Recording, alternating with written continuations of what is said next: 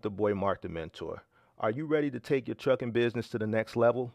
With Truckstop Pro, you get access to the best load board in the game, giving you the tools to find higher paying loads and streamline your operation.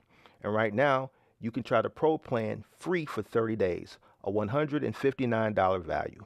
Click the link in the description to claim your free Pro plan and start making smarter moves for your trucking business today. Warning: the following content contains strong language and may not be suitable for children. This content is primarily for adults, as this is a trucking channel and truckers have filthy mouths. Please don't tweak if I say. Viewer discretion is advised.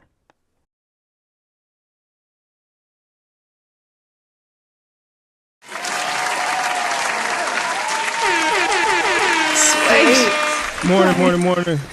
How's everybody doing? Come on in. Make sure you guys hit that like button, subscribe to the channel, turn on all post notifications. Shout out to Don Solo representing Chicago. Shout out to We Carry Freight representing Florida.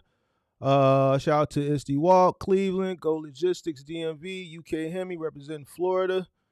Shout out to Dave. Shout out to Carlos.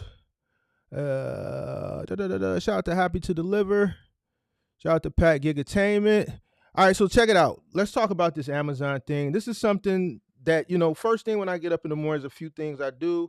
One of the first things I do is I go into my Discord to see who's in there and what the conversation of the day is. And yesterday, the first thing someone asked me, Mark, what do you think about the strike? All right, the reason why I didn't talk about the strike yesterday on the live stream is because I like to see how things are going to play out. All right. Content creation, you want to be one of the early people to talk about things. And there's not a lot of stuff, that this Amazon thing is one of the top news stories. So there's not a lot of logistics doesn't get a lot of top news stories. I think the last top news story that we had in the logistics industry that was like the number one top news story was the port strike. All right. So I didn't jump the gun because I wanted to see how this thing was going to play out, throughout the day before I started talking about it. And I wanted to really do my research on it and why it was happening because I just don't like to speak ignorantly. So now that it's 24 hours since it started, I did put a video out in the middle of the night. Now I know what's going on and I can speak to it, with a full understanding of why, this is happening. So before we, go into it, I think let's break this down. All right. So because first thing I wanted to research before we start looking at some of these news stories and breaking this stuff down is I wanted to know who was striking. Amazon, there's different layers to Amazon. You have people that work directly for Amazon. And then you have contractors. All right. So I wanted to look to see who was striking. Is it the actual workers that are employed directly by Amazon that work at the facilities, or was it contractors? All right. So from the news stories that I watched, from the news stories that I read, there's one key word that I kept hearing: drivers. Drivers.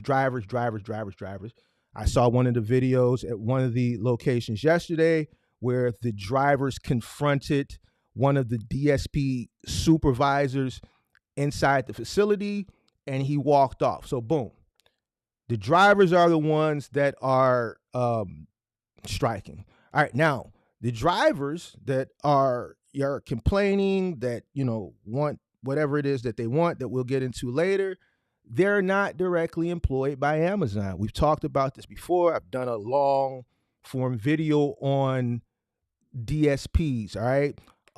So Amazon's logistics network relies heavily on DSPs. They rely on it for the final mile, and as of the past 2 years, they've been implementing the DS model into the middle mile as well. All right. So these are third-party contractors responsible for employing drivers, right? This model allows Amazon to manage their whole network without directly employing drivers. It also indemnifies them from any liability. It's a very robust system that Amazon has, but Amazon has a system that keeps them out of the bullshit. All right, I did a documentary, a short documentary, a week ago, and I did 3 separate case studies. One from a flex driver, one from a relay driver. No, I'm sorry, a relay, a AFP, and a DSP.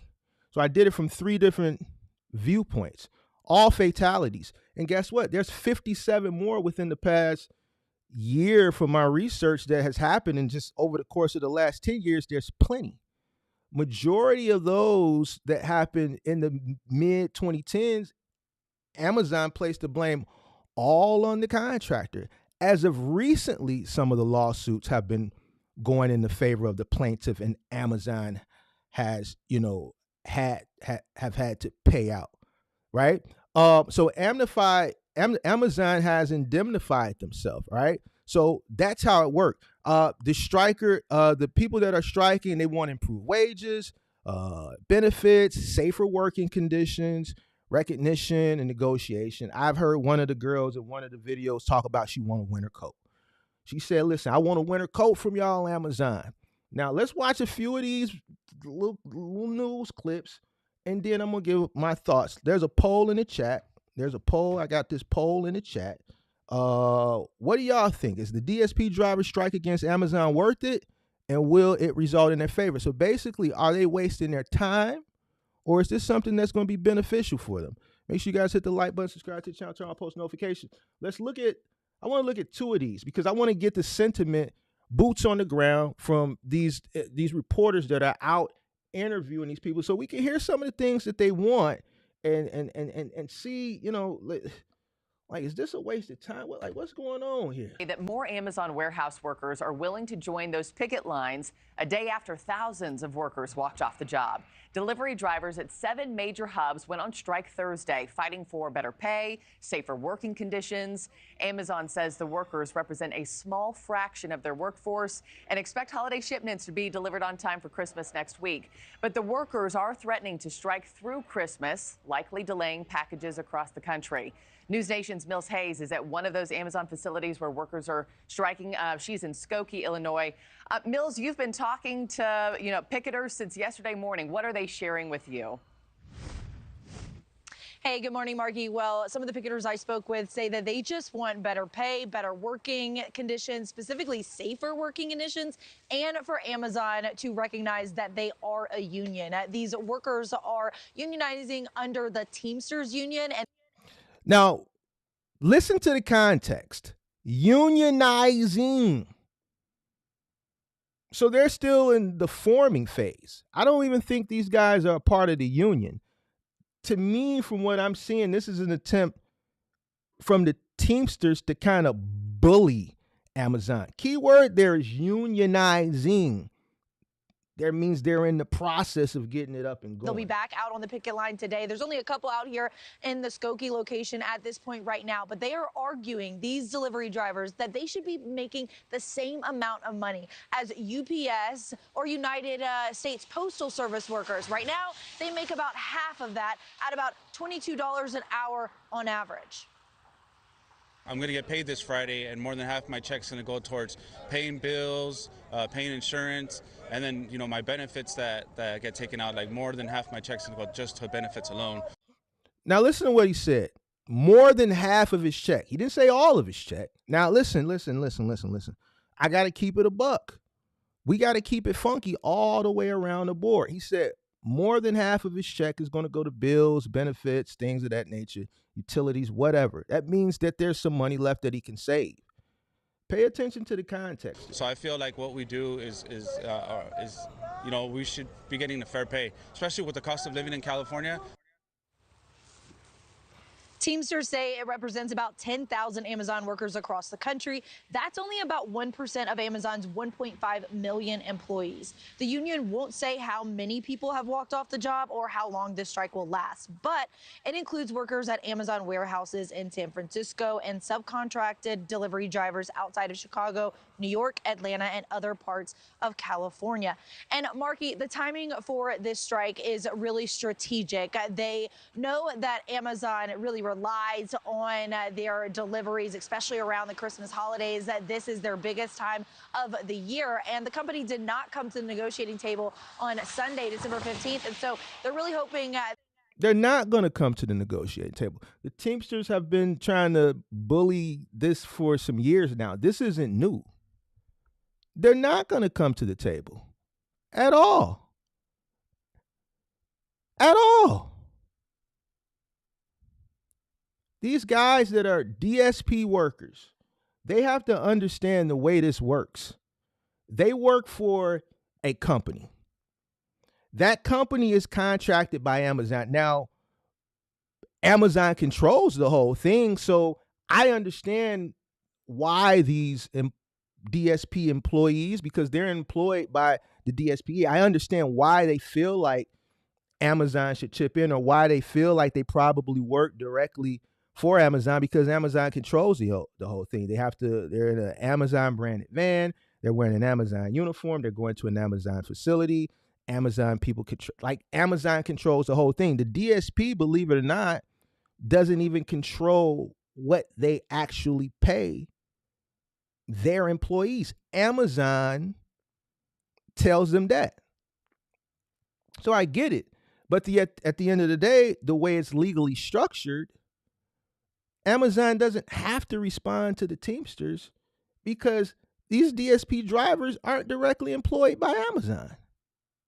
It just is what it is. That this strike and the threat of these delayed packages will bring the company to the table, Marky. Yeah, Christmas just 5 days away. I mean, the pressure's on right now at that bargaining table. Mills, how else is There's no pressure. This right here is right outside of Chicago. And this, even though this is 5 a.m,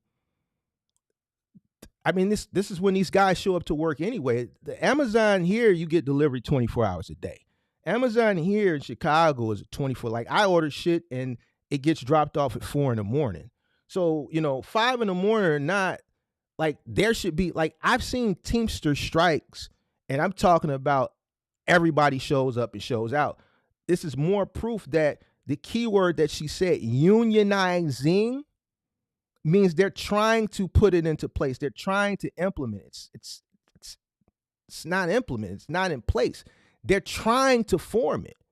And because it's not formed, trust me, if it was formed, like, these guys would have no choice but to get out there on the picket line. You don't want to be called a scab. You don't want to get spit at for crossing the picket line. The reason why it's not getting the support is because it's not already an up and functioning union. If you're a Teamster and they say, listen, we're striking, and you don't strike, you show your ass up to work and try to cross, I dare you try to cross a picket line with the Teamsters. I double dog dare you. I double dog. They're going to spit on you, call you all types of names, call you a scab. This is how you know it's not already implemented. Amazon responding to the strike? Let's look at this one in California. See, they look like California had a little bit bigger turnout. Let's take a look at this one. I want to take a look at this one.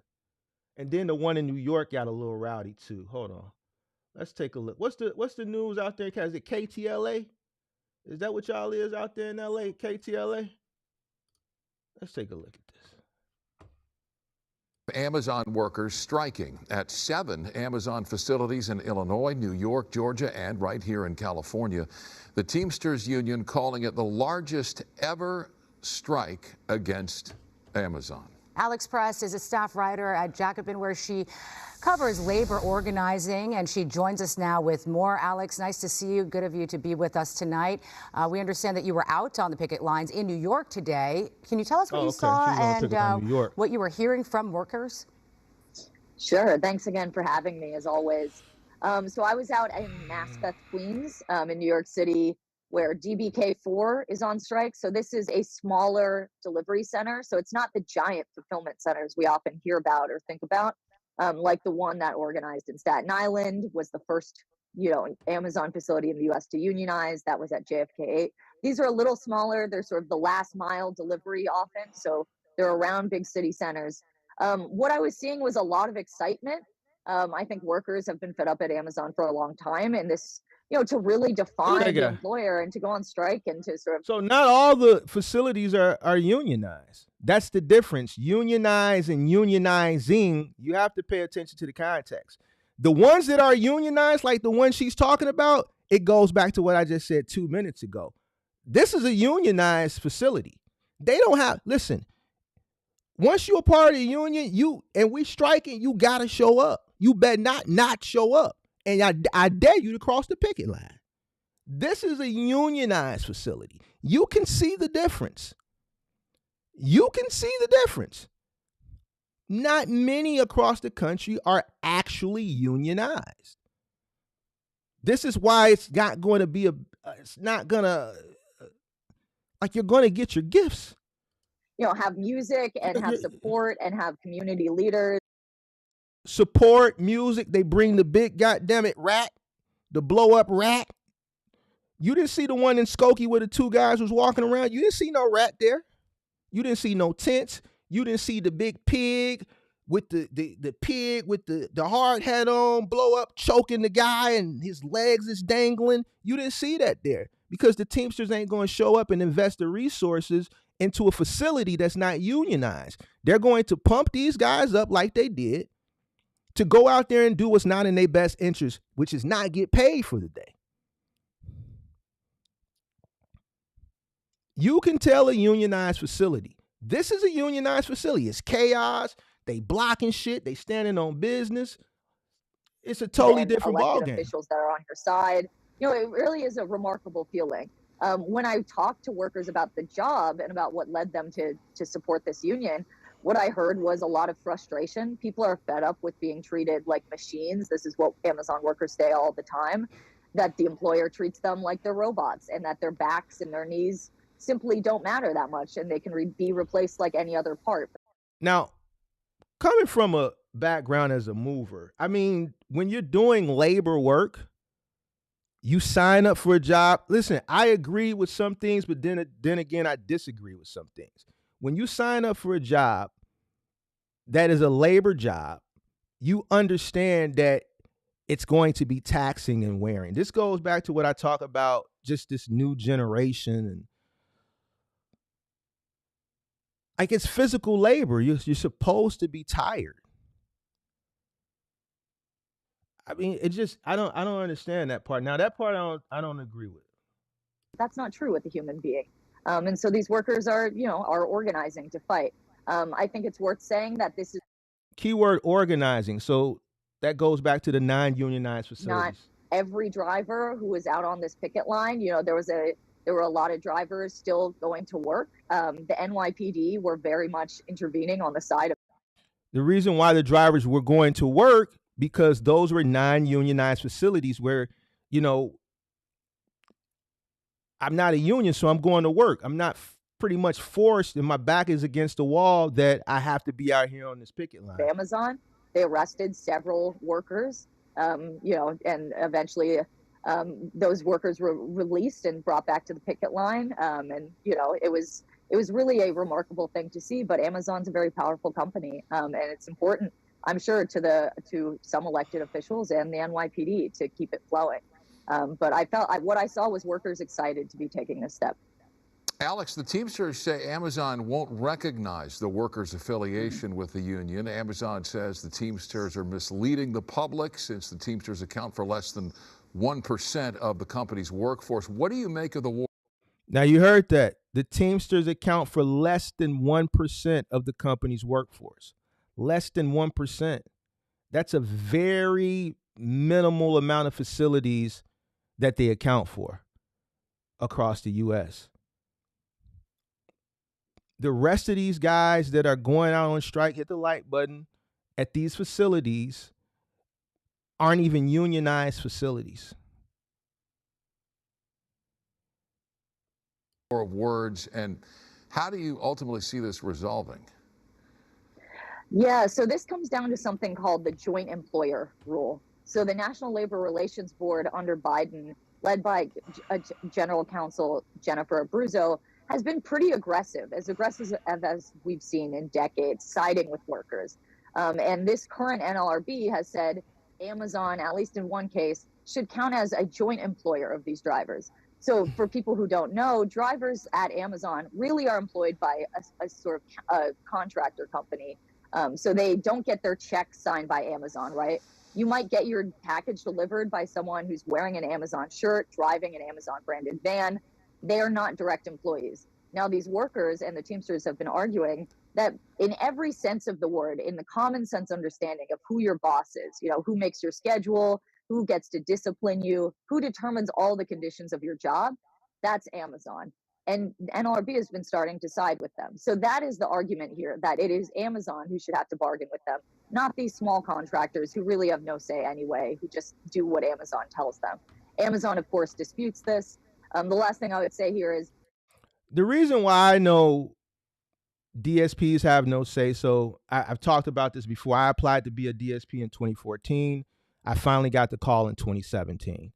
I went to the meeting. They rounded a bunch of us up that had applied within whatever the past few years. And I had to travel all the way down to Kansas City, Missouri for the meeting. It was like this big open call hiring for DSPs. And at that meeting, you know, they basically said, listen, we're offering an opportunity, but like, you're really just going to be our employee. You have no say so. No say so whatsoever. And because of this structure, and I'm going to talk about this, I've talked about it because there's so many DSPs that fail from the old DSP system before, when it wasn't even called DSP. Even with the new system, there's a bunch of people, both old system and new system, that fail. Just because Amazon has all these volume of packages, even as a DSP contractor, the system is rigged. You have no control. You have no control over the margins, nothing. And guess what? Amazon can get rid of you at the drop of a dime. I've read case studies. I've read real case studies, real situations, real scenarios of DSPs that have superior ratings. They rate DSPs a little bit different than they rate, you know, like relay contractors. Their metric system is a little bit different.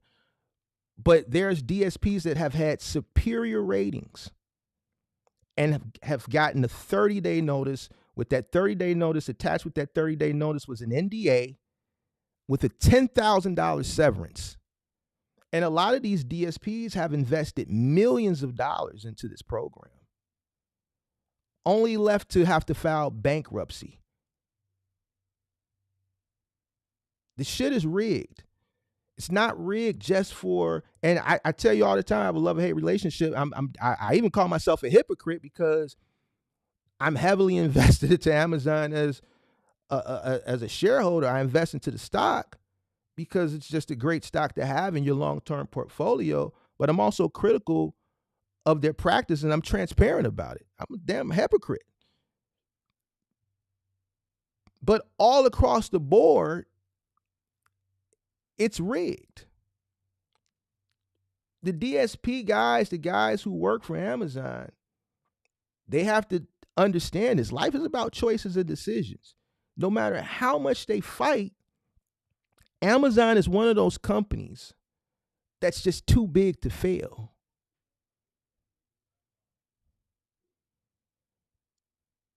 It would be detrimental.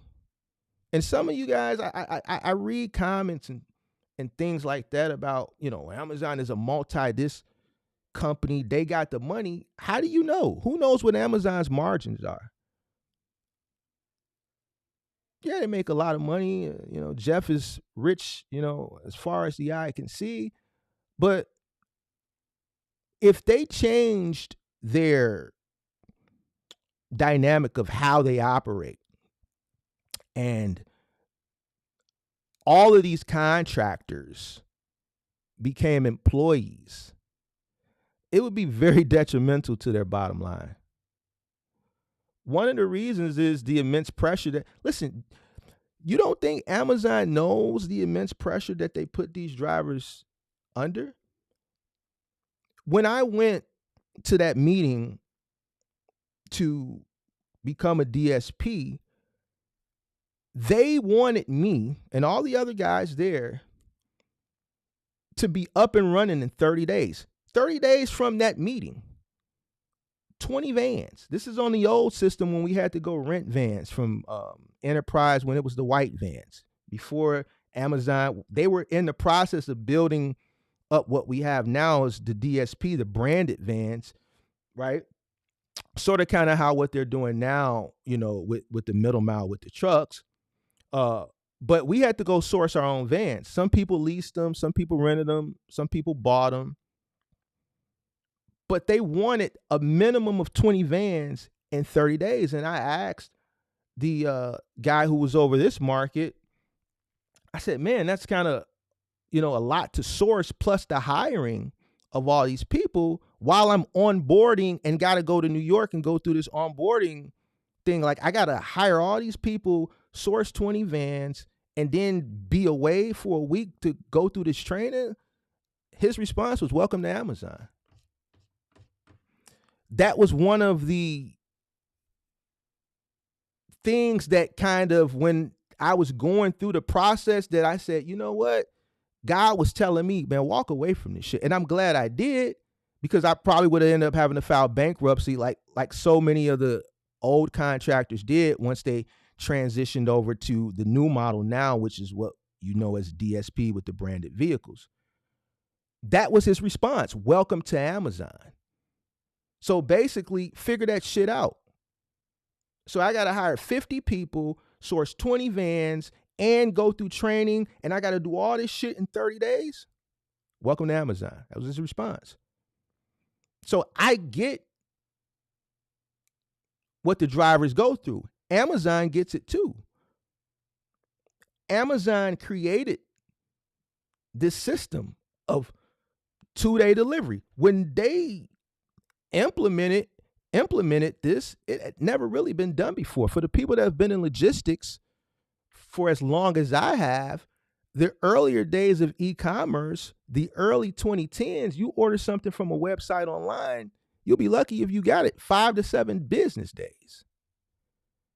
As Amazon began to ramp up and ramp up and ramp up, they went 2-day, then their next goal was next day, and then depending on where you are in the country, you can get shit in a couple hours. I can order something at 8 in the morning and it'll be here by 11. I can order something at 11 at night, it'll be here at 4 in the morning overnight. You got these guys at some of these, you know, facilities, these DSP drivers, as I've been listening to some of them talk at some of the site locations with some of the news anchors that are interviewing them, they're talking about 190 stops. UPS and FedEx guys have been doing that shit for years. The point that I'm trying to make is Amazon knows the immense pressure and they know the metric system. That's why you got cases of these Amazon drivers pissing in Powerade bottles and Gatorade bottles. Because there is an extreme metric system that they have to meet. So with them knowing this, plus been up and operational as many years that they have been, and they're only, well, they've kind of peaked out 2 years ago. But with the case studies that they have of all the fatalities, and I only touched on a few of them in this last document. There's plenty. It's like 57 in the past 12 months. With as many fatalities and accidents as their contractors and lawsuits that are out there, why would they want to transition from a contractor model to an employee model, knowing they're putting all this immense pressure, which causes these accidents? They're not going to do it. This is one of the situations where it just is what it is. The Teamsters have been trying to gangster Amazon for years. This ain't new. You can go do your research, and there's been other situations where they've been trying to bully them. Okay, they got into a few facilities. Represents less than 1%. Now, I'm not speaking from, I hope, they can, unionize across the country. To me, I don't, I have vested interest as a shareholder, but, Amazon is one of them ones where they got the bread and they got the resources to fight it off. And, to get to that point, just don't think that they no pushover. They're gonna fight this, shit to the death. I think some of these non-unionized facilities, a lot of the drivers understand this. That's why the turnout isn't where it's at. These guys are going to work. It's Christmas time. From my understanding, that if you work for Amazon, they have a system where you can pay yourself 50% of whatever you earn for the day. Like, bro, it's Christmas time. We already know this country, people are working from check to check and are broke. Ain't no non-unionized facility not gonna not show up to work just so they can make a stance 5 days before Christmas. And they working for a company that they can go to work, and if they earn $200 for the day, they can pay 1% or whatever somebody told me is, and pull 50% of their checkout at the end of their shift, just going into some type of app. This is where we're at with it in today's society. So it's not going to affect Christmas. It's not going to affect gifts. If you order a gift last minute, it'll be there.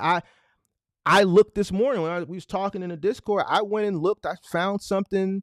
It was on 8:30 this morning, and they told me it'll be here between 11 and 2.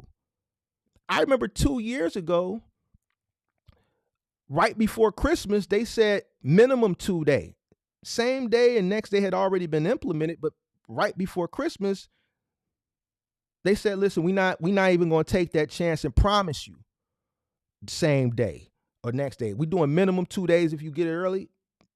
Their system is even more robust now, that even 5 days before Christmas, listen, we them now. We them guys. Now we can tell you 5 days before Christmas, hey Mark, go ahead and order it, pimp. Yeah, it's 8:30 in the morning. Yeah, I have it there to you sometime between 11 and 2 today. You spent more than $25. Guess what? We're gonna wait to $2.99, pimp. It's gonna be for free.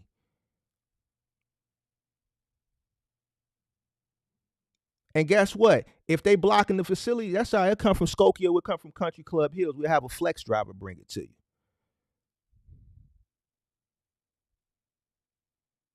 Not a problem. It is what it is. Their system was designed with this in mind. Let's finish hearing what this lady got to say, though. Amazon also is refusing to bargain with those workers at JFK 8 that I mentioned, who are indisputably employees. Amazon doesn't argue that they aren't. They work in the warehouse. And so it's hard not to conclude that this is about Amazon wanting no one to stand in their way when the aim is making sky-high profits on the backs of, hundreds of thousands of members of the public. You mentioned at the top of this interview, Alex, about... But now this goes back to what we talked about the other day in the live stream from 2 days ago. Profits over people. That's capitalism. So you got to look at it from both sides of the equation. It would probably be in some of these guys' best interest to dollar cost average in as a shareholder. Let's finish listening with these people. The workers in the warehouses having, knee problems and back problems and being treated like robots. And you wrote an article back in April of 2020. All right, so let me ask y'all this. Some of these guys, I agree with the metric system of the deliveries. I think Amazon puts the drivers under immense pressure. That's why there's so many fatalities and accidents and things like that. Something definitely needs to be done about that. But to the guys that are working, they're talking about their knees and their backs and stuff like that. Labor is labor. Maybe because I'm a mover. So I understand what it's like to carry 1,000 or 600 pound, gun safe up flights of stairs or an upright piano. It is what it is. Labor is labor. When you work a labor intensive job, construction. So I'm not gonna be one sided. I'm looking at shit from both sides of the equation. And I'm from an older generation. I'm Generation X. I'm not Generation Z. So a construction worker, a plumber, an electrician. Electricians have to crawl in crawl spaces. Sometimes plumbers have to get down on their hands and knees under a sink and reach around and do all scratching their arm up, working under vanities and bathrooms and tight spaces.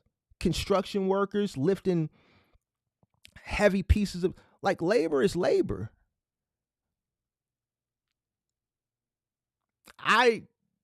Your backs and your knees, that's why you're full-time, they provide health benefits. You're gonna have aches and pains when you accept a labor job. If you're gonna complain about an ache and a pain and you're working in a warehouse that's 1 million square feet and you have to walk it 2 or 3 times a day, then yes, your feet are gonna hurt. That's just a part of the job. That's not something that I would complain about. The complaints of, as far as the working conditions for the drivers and the metric system that they have to meet, and the demand of doing all those stops without being able to stop and shit like that, I get that. Totally get it. But the whole my feet hurt, I'm not with that. I'm not with it. I'm not with it at all. 22, a piece titled "Working at Amazon's hazardous to your health." Can you tell us what made these warehouses hazardous, and has anything changed since you wrote that piece? From what I saw today, and I've talked to Amazon workers, both drivers and warehouse workers, in the intervening years, and I talked to them all morning today, nothing has changed. It's rare for me to speak to an Amazon worker who hasn't been injured on the job. And again, these workers don't have health insurance. They have few, if any, benefits. That's one of the things they're really fighting. So full-time Amazon workers don't have health benefits?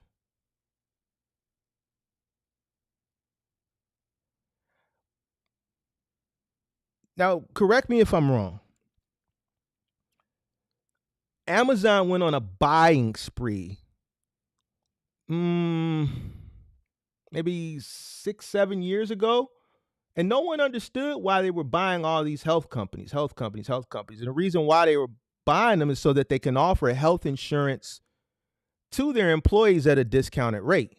We knew that after the fact, in hindsight, because when they were in the upward trajectory, part of, scaling their business, they were buying a bunch of things. And I didn't understand at that particular time why they were buying health insurance companies, but then it made sense later on, so that they could provide health insurance to their employees at a fraction of the cost.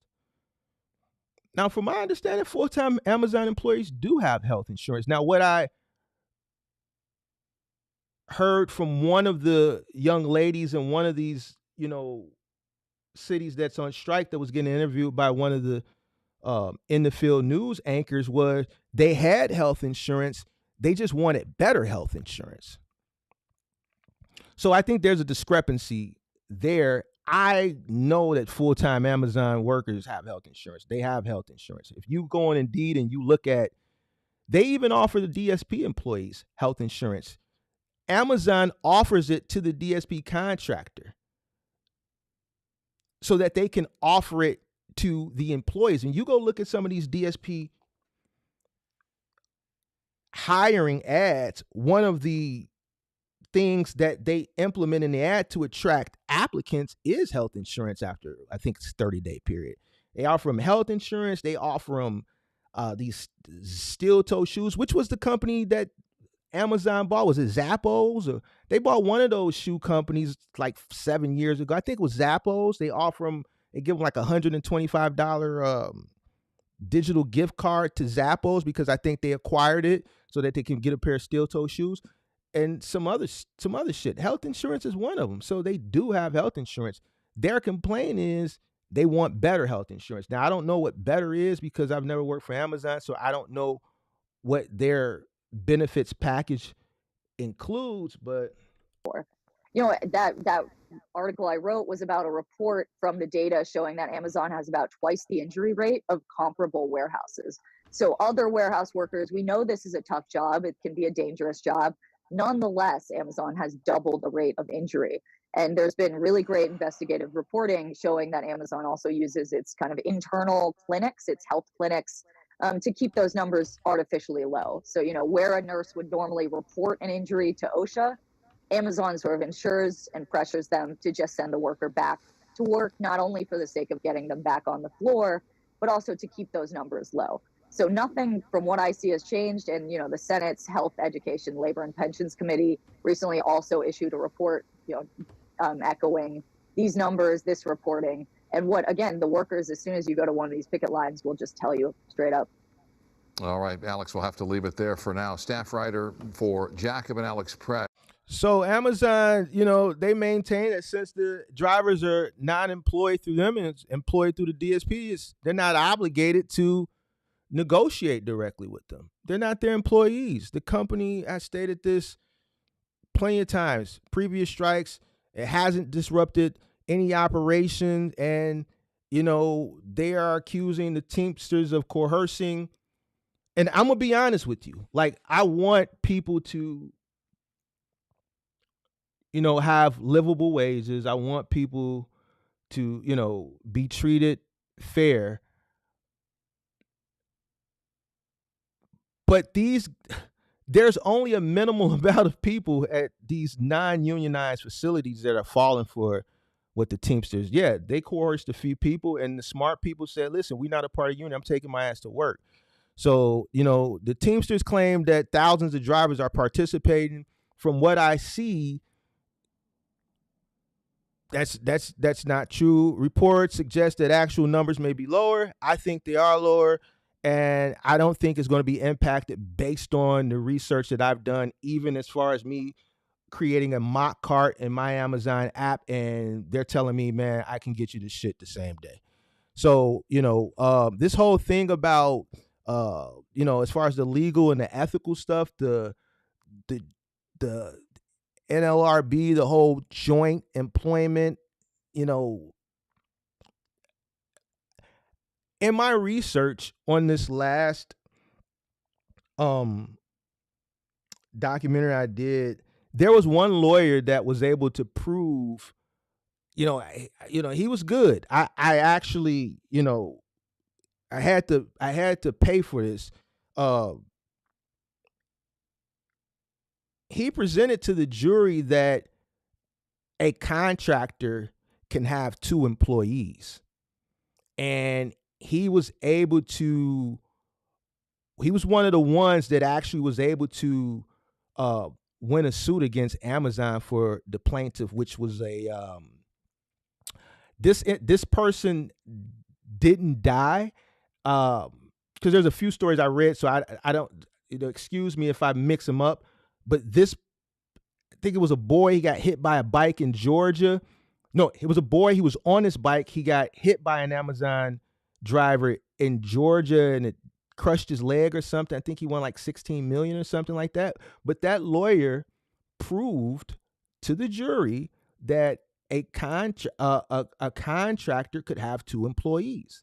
They could be employed by the person that was contracted, and they could also be employed by Amazon. And he was able to win his. So I think situations like that all depends on who's representing you. Obviously, we know Amazon got a big old bag of money, so they're going to have the best lawyers. But there are a few cases where some of these plaintiffs have walked away with millions of dollars. And you got workers' classification, the distinction between contractors and employees is central to debate over, you know, the right to unionize. But we know that's why Amazon uses contractors, right? They, you know, this is a big part of why there are a 3.9, probably a 4, I haven't looked, but rounded up 3.9, a $4 trillion market cap, you know, company. So I don't know. What do you guys think? I don't think it's going to have any bearing to the next 5 days. obviously. I think it's just some misled people at a few facilities. And I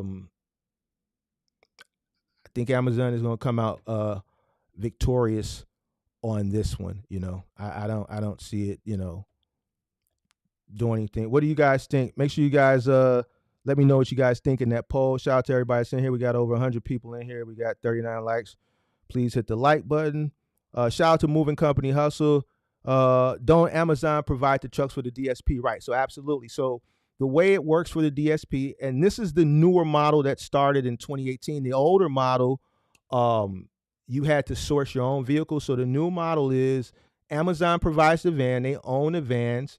And when you sign up to be a DSP, obviously you have to invest into the program. They're going to do a credit check. You do have to source some capital. You have to put some money up. And then they want to see how much money you have in the bank. They want to see how much in assets you have. They just don't, accept anybody. You have to come with some money and you have to have some assets. If they do accept you, they provide you with the vans. You're leasing the vans through them. They have a company. I don't know if it's the same company, but last time I checked, it was a company called Element, who is like the liaison between Amazon and the DSP. And they fleet manage the vehicles for Amazon. So Element fleet manages the vehicles for Amazon. You lease the vehicles for Amazon. Amazon gives you a stipend on fuel. Any damages done to the van, you're responsible for them. The maintenance, you're responsible for them. It's just a lease program. It's just a lease program. But Amazon owns the van. All the technology in the van, Amazon puts in there. So the facial recognition, now they have it, they're trying to cut down on these fatalities. Like, they know if you look away, they'll send you an alert. They know if you're looking on your phone, it'll send you some type of alert. And then it lets the dispatchers know, back at the field office, wherever the local field office, that, you're doing everything that you're not supposed to be doing, and whatever corrective action that they need to take with you, they'll take it, which, based on my research, is, unless you hurt somebody or kill somebody or run over a dog. If you look at the documentary I did recently, and then I clipped out the part with the Jordan Michael Santacola guy, the box truck relay guy, this guy was driving on a suspended license. They allowed him to become an Amazon relay driver on a suspended license. When he originally applied to be a flex driver, since he was going to be a flex driver, he applied directly through Amazon. They denied him. A month later, they accepted him as a relay driver with a suspended license. This guy literally killed that 19-year-old girl, who also happened to be an Amazon employee. I think she was leaving work. She was working a night shift to help to pay for college during her summer break or whatever, her winter break or whatever it was. And he literally hit her with the box truck, flipped her car over, and then continued and proceeded to the Amazon facility like nothing happened.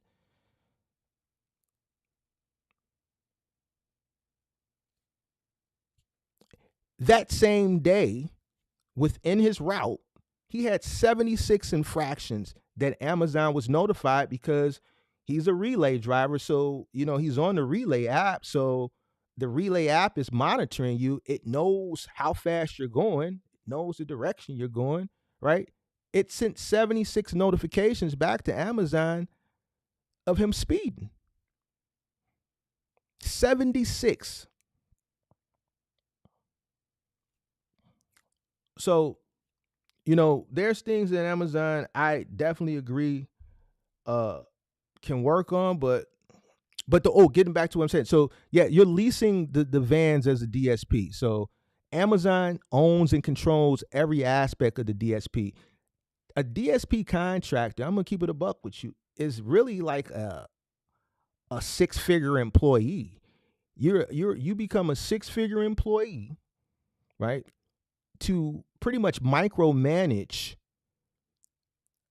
a fleet of vehicles for Amazon, right? And accepting all the responsibility without having any say-so over what's supposed to be your business. You have no say-so.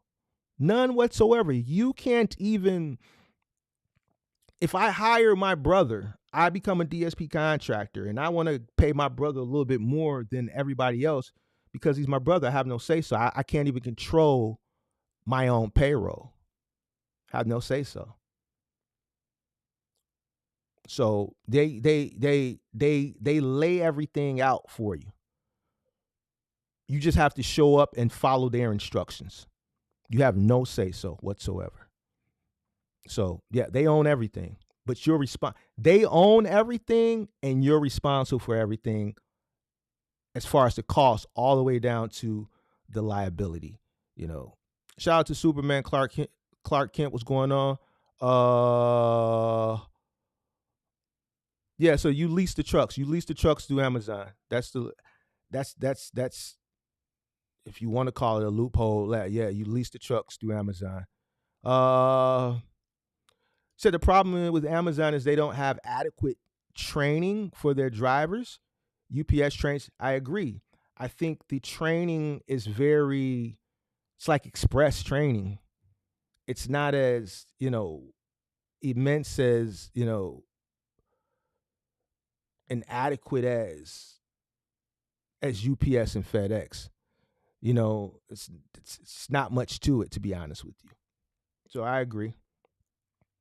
Pat Gigatamon says it annoys me when people say a company should change, but the person complaining will never change. So here's the thing. Amazon's been around for a long time. You kind of know what it is. Actually, the pay has jumped up significantly since, prior to the pandemic. The pandemic is why a lot of people that work in minimum wage jobs now are making $20-something an hour.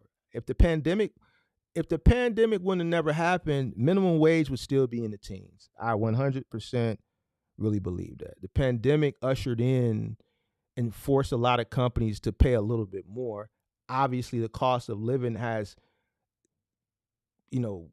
grown as well as inflation, and that gap of cost of living and wages has gotten wider. So even though people are making more money than they were making 5 or 6 years ago, that gap of, wages and cost of living is just getting wider and wider and wider. So a person making $20-something an hour now versus 7-8 years ago, it's a totally big difference. So you know what you're getting when you get into it. It just is what it is, So it's a lot of pressure. Like doing that many stops, doing that many deliveries, I get it. There has to be some type of change. The question that I ask myself is, man, with the amount of volume that Amazon has, like how would they alleviate a lot of the pressure for some of these drivers? The only thing that I can think, make sure you guys hit that like button, subscribe to the channel, turn on post notifications. The only thing that I think that Amazon could do to alleviate some of the pressure for these drivers is to add more drivers and add more vehicles. That's the only thing. Now, how much is that going to cost? And who's going to pay for it?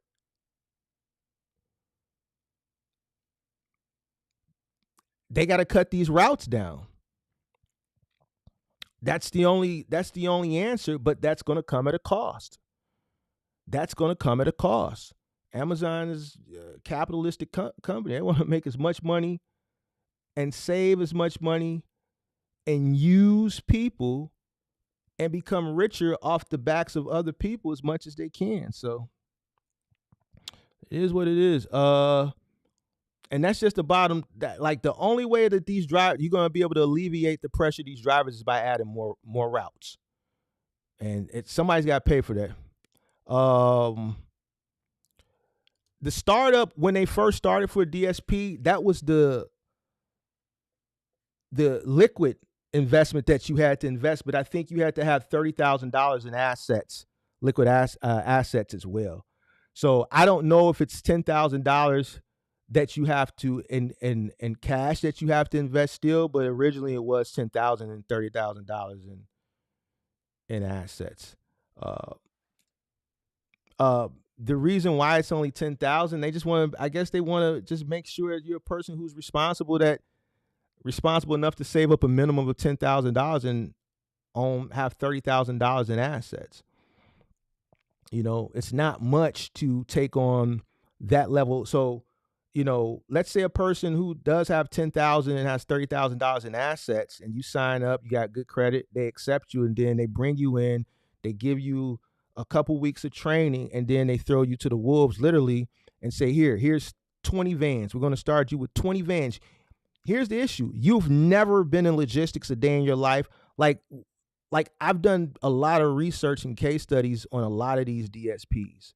A lot of these DSPs, they jump at the opportunity because it's Amazon. They understand, they see the volume, they see the amount of vans on the road, and they think this is a great way to start a logistics business utilizing Amazon's infrastructure and network and volume and becoming a multi-gazillionaire, not understanding that the margins, even for a DSP, and this is what they told me, was 7 to 11%.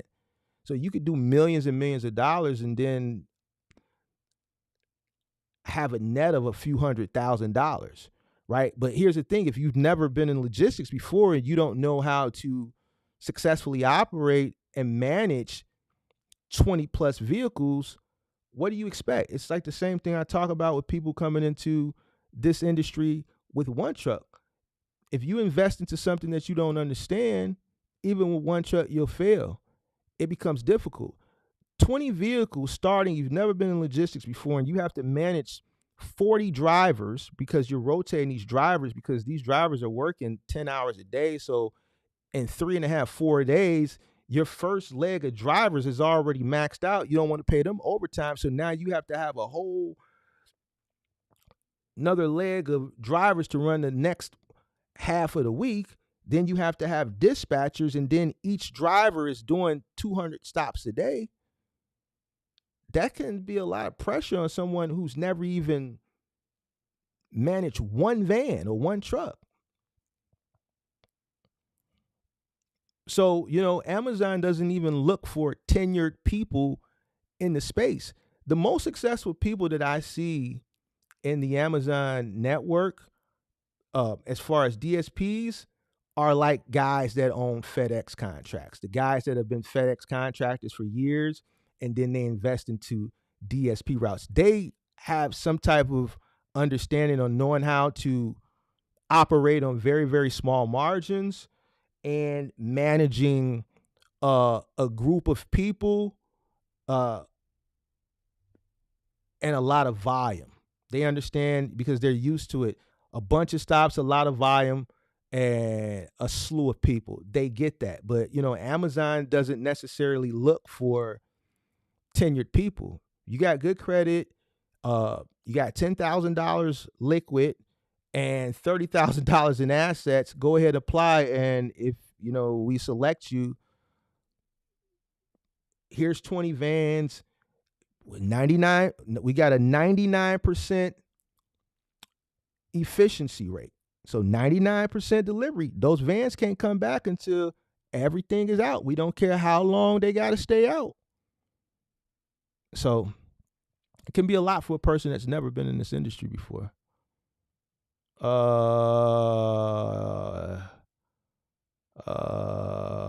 don't deliver stuff. We do a lot of compared to adapter repair. Also seeing on the website, Amazon is in 20 other countries. I wonder, is it the same abuse there? I haven't looked into other countries. I keep up with Amazon here, not really in other companies and other countries. Too many folks forget that the enablers stay spreading cheeks. There's a time to enable and a time to crab barrel those corporations. Consumers will pay. Do I think it's being a DSP is similar to a franchise? No. Because although it seems like it may be structured similar and parallel a franchise, with a franchise, you do have control over what it is. You pay your franchise fees, and at the end of the day, listen, all right, I'm gonna pay you minimum wage. I'm gonna pay you a little bit more than minimum wage. This, that, and the third. Yeah, franchise, you have to buy your products from the franchisor, but for the most part, the franchisor isn't 100% directly involved in the day-to-day of your business. Amazon has 100% control over the day-to-day of the DSP, whereas a franchisor, if I, own a Subway or something, like Subway, even though I have to buy my bags from Subway, my meat from Subway, my products from Subway, the build out has to come from Subway, this, that, I can pay my employees what I want to pay. I can do certain things that with Amazon, you have no control over any aspect of what's supposedly be your business. So I wouldn't say the two are the same. I wouldn't say the two are the same.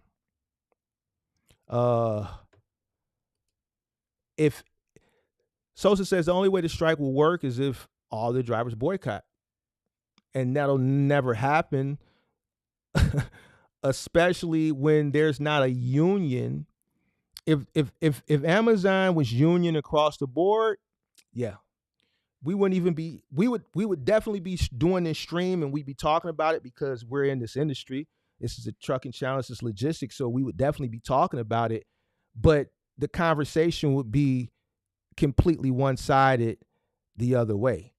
Like, if the union was involved more, then yeah, then it's like we striking.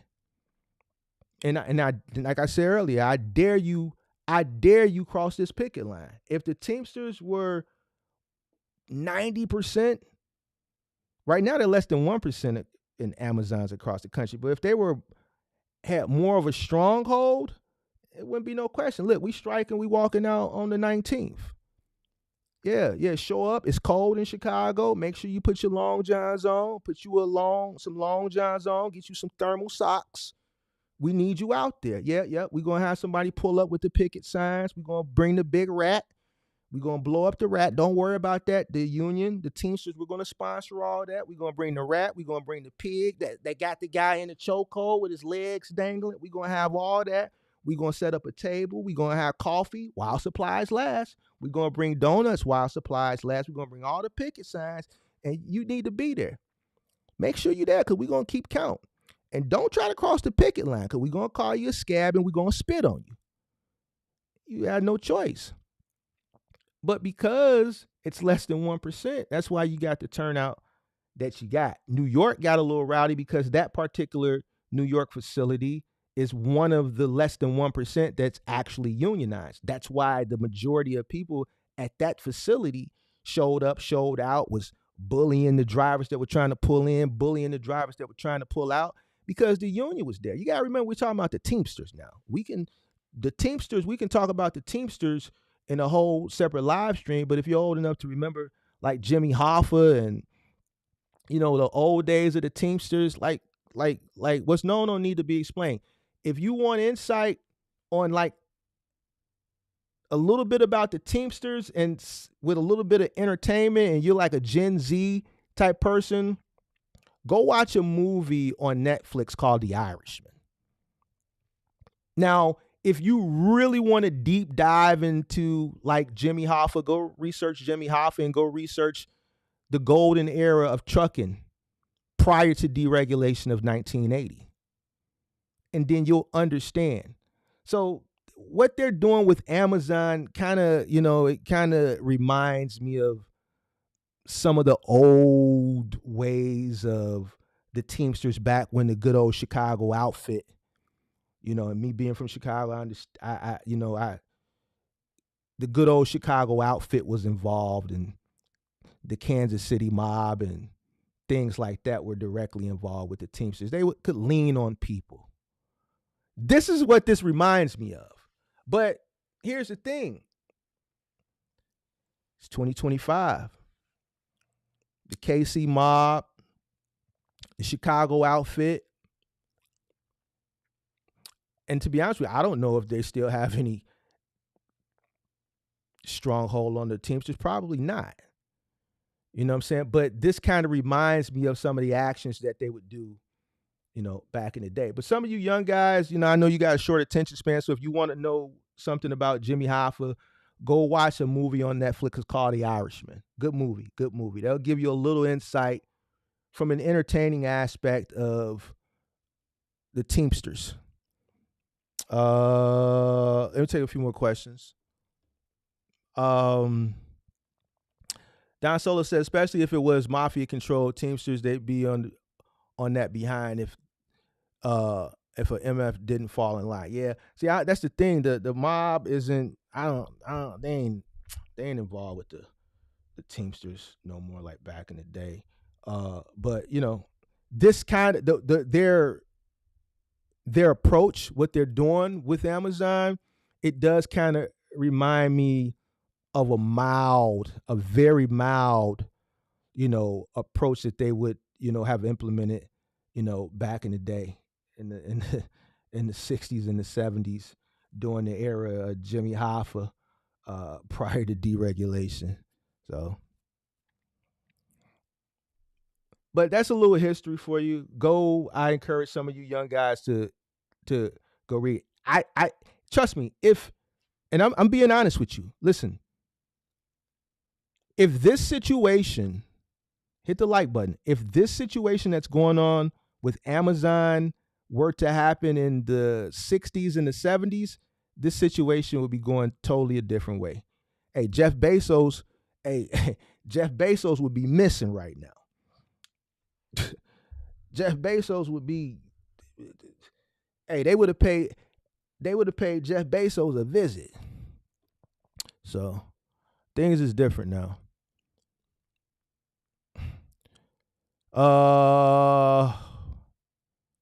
Let's see. Any more? Let me see. Give me 1 second. Let's see what that poll says. So we got 79 votes. So we can get to 100 votes in the poll before we close the poll out. Is the DSP driver strike against Amazon worth it, and will it result in their favor? 33% say yes, they'll achieve their goal. 67% say no, it won't make a difference. I'm going with the 67% for this particular situation. No one knows what the future holds, but this attempt, I think, with the union, with the Teamsters, is not going to go in their favor. It's not going to go in their favor. Hit that like button, you guys. Hit that like button.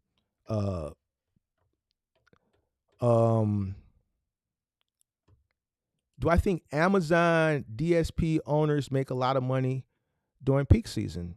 I think they make consistent money throughout the year.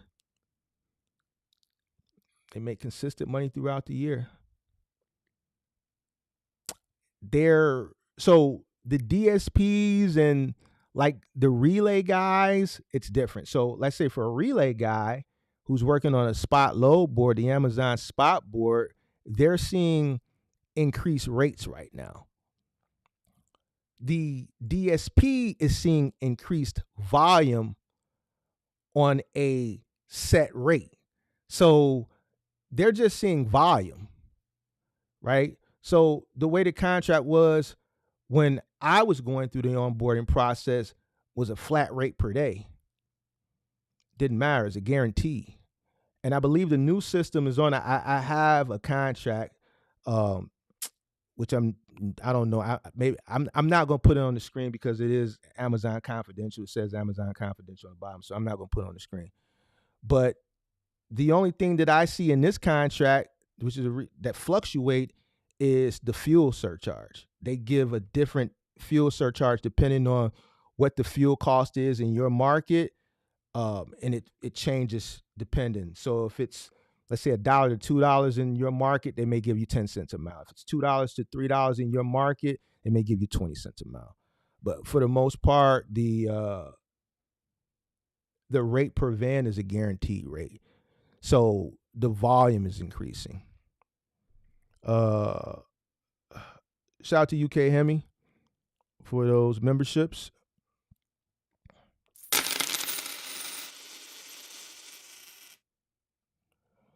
How do I see the port negotiations be after today's strike? Somebody else asked me that earlier because that deadline is coming up right before the inauguration, which is January 15th. And I haven't really looked into it. It's been kind of quiet. I think we'll start hearing more about those port negotiations. I don't want to speak too soon because the sentiment is not really out there, for me to even research to see how the negotiations are going. It's the holidays now. I think first of the year, those first 2 weeks of the year, we're going to start seeing more in the news, and then we can see what the sentiment is, and then I can probably speak to more of that. Do I think they're going to go on strike?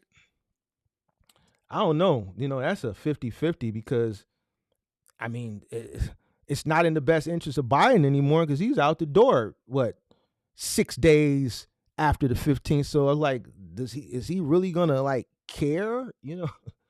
And then, I'm pretty sure I think Trump is already I think I read an article that Trump is in support of the union. If I'm not mistaken. So maybe, if anything, I think Trump will probably tell the union, give me some time. Let's push the 15th back. Let me go through my inauguration. Let me celebrate my inauguration with my family. I'm going to get to work. There's some things that are a little bit more pressing, but don't, do it on the 15th. Let's, revisit this maybe in February or March. I'm thinking if I was getting inaugurated as the president and I knew that this deadline of the 15th was coming up, and I know Joe doesn't have vested interest in it anymore because he's getting out of there, I would talk to the union and just tell them, look, give me some time. Don't make a move on the 15th. Let me get in office. I think that's how that's going to go. I think the 15th is just going to get prolonged to a different date. They're going to give Trump some time to get in and give him a chance to, make things right. And then if he doesn't within a certain time frame, obviously then they'll pull the trigger, no pun intended, with whatever new date. I just think the date is going to change. I think that's the probably the most logical approach from both Trump and, from the union. Let's give him some time. Let's let the change in power happen. Give him some time and set a new date. That's what I think. I could be wrong. Who knows? But I'm just making an educated guess. That's it.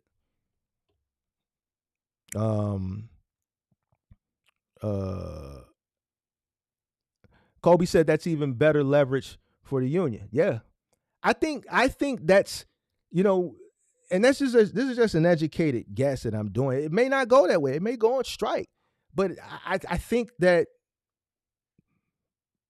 you have two smart people. Like there's no reason to just, we know Biden, he's out the door. So this ain't on the top of his list. He's finna, you're old, we're old, there's a lot of older people in here. What do presidents do with a week or two left in office? All right, he's about to commute a bunch of people. He's finna find some of his friends. He's finna get some favors coming in. You got to get some favors because he's on his way out. Who do I need to let out of prison? It's finna be a bunch of commuting some sentences. That's what is probably he's thinking about right now. Who am I finna let out of prison? I don't think he's thinking about them. He's starting to think who he finna let out the joint. What type of favors am I gonna need? Who is important in jail right now that I can let out and I can use that as leverage? I think that's what he's thinking about. If I was a president, that's what I'd be thinking about. I think the union president and Trump are in talks, and they're just going to push that date back from the 15th. That's what I think. But I could be wrong. I'm just trying to think like a smart person here. So, MP said he just commuted a BMF member. So the commute has already started. See, that's what I'm saying. This is what presidents do with 30 days left. They just start letting a bunch of people out of jail. That's what they do. So, Sammy Sosa says back in the day, or Sosa not saying, I'm sorry, back in the early 90s, corporate hired you based on experience, then begged you to stay at least 4 years while they paid your education in full. How did we get here? And this goes back to what I spoke on this the other day. employers, we had the leverage. Believe it or not, I don't think the employees in this situation have the leverage because of how Amazon's infrastructure is set up. But we had the leverage back in the day, and we employers valued good employees, right? An employer understands it costs money to hire someone.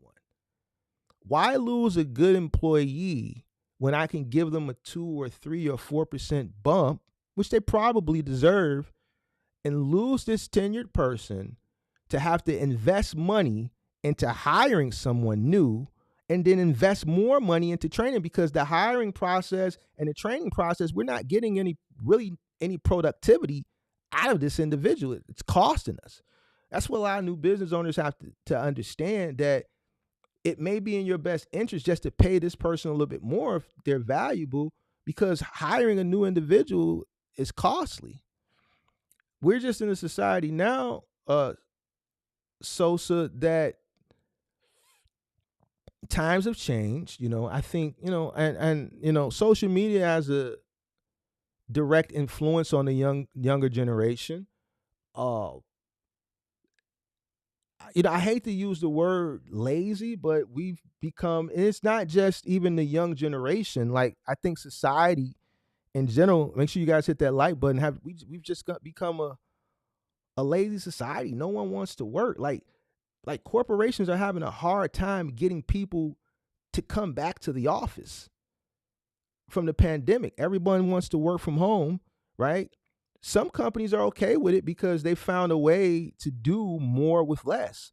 Like, some of these corporations saw that, listen, we're still getting the same amount of productivity with people working from home. So what we can do is we can lay off a bunch of people, give the people that are left a 3% increase. Now we can get rid of this office in Chicago on Wacker Drive on the 50th floor where we're paying $100,000 a month to rent to be on the 50th floor of this skyscraper, and then all the amenities that we have to put in here just to get people to come to work, the espresso machine, the state-of-the-art gym and the sauna and all this shit that we put in here, and then we also have to spend a boatload of money monthly to maintain. We can get rid of all that shit, let these people work from home, get rid of a bunch of people, give the people left a bump, and we save and we make a lot more money. We're just in a lazy society now. I think the pandemic had a lot to do with it. I think social media has had a lot to do with it. Hit the like button. It's unfortunate, but this is just where we are. When I listen to some of these people, like in this, because I agree, then I disagree. When I hear people say, "Oh, my back is hurting and my feet are hurting," you work in a warehouse, it's 1 million square feet. You may have to walk the length of it 3 times in your shift, of course. My back hurted every day when I started my moving company. Every morning I woke up, I was stuck like this. I couldn't even move. I had to go take a hot shower to loosen up. I know I'm moving furniture. This dresser may be IKEA and it may be lighter, but then I may go over to a person's home and they have a restoration hardware dresser that's made of real wood that's 300 pounds. And it's going to hurt me because it's going up 3 flights of stairs. But this is what I signed up for. I understand it. I know I'm going to have to move a piano. So I know those my shoulder, my knees, it's going to hurt. This is what I signed up for. I'm not going to complain about it. So this is just the society we live in. People want work and they're just not satisfied. The one guy in the first segment, he said, "Man, I get paid this Friday and half of my check is going to go to bills." Okay, so that means half of your check you got left over. So people just aren't, and he said this out of his mouth. So I'm like, well, if half of your check is going to bills, then what's the problem? So even though I agree with the conditions of like the DSP drivers, the circumstances that they're faced, right, with, and the conditions to meet this metric system, I disagree with their mentality of how they look at work. And what do you think work is? It's work. It's work for a reason. So I just, I don't know. I think, we were destined to get to this place anyway. I think the pandemic just, the mentality that you see with people, I think we were in this direction anyway. I think the pandemic just came and put that on steroids and sped it up and just got us here quicker as far as this mentality of, and society is how, just this lazy society. That's my thoughts.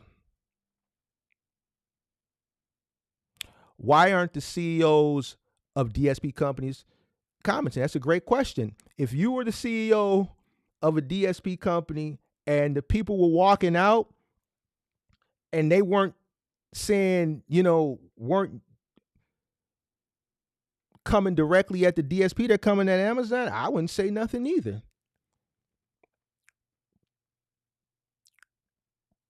I'm in the middle. I'm already a damn, because the DSP is just really a middle manager for Amazon.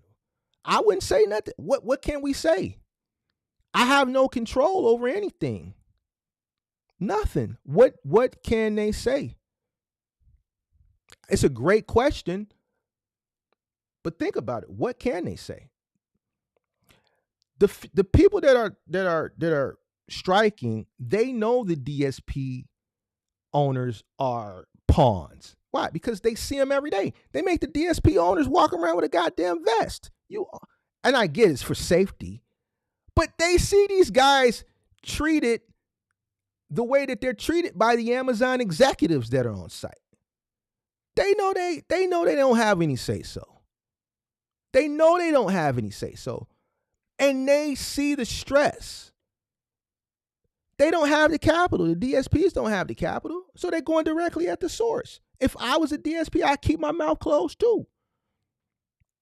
I got something coming out for you guys. I just got to finish it, right?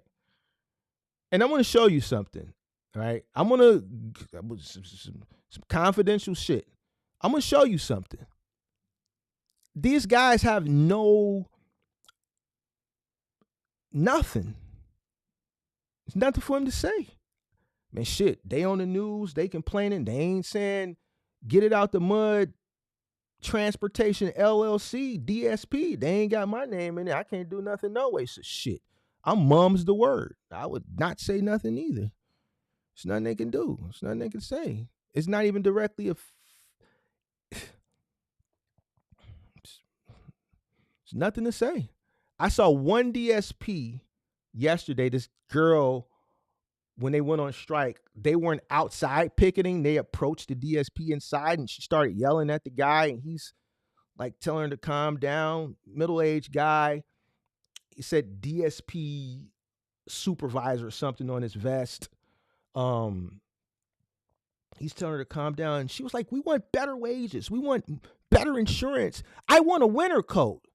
She told the guy he want, and that's when he just walked off. She said she wanted a winter coat.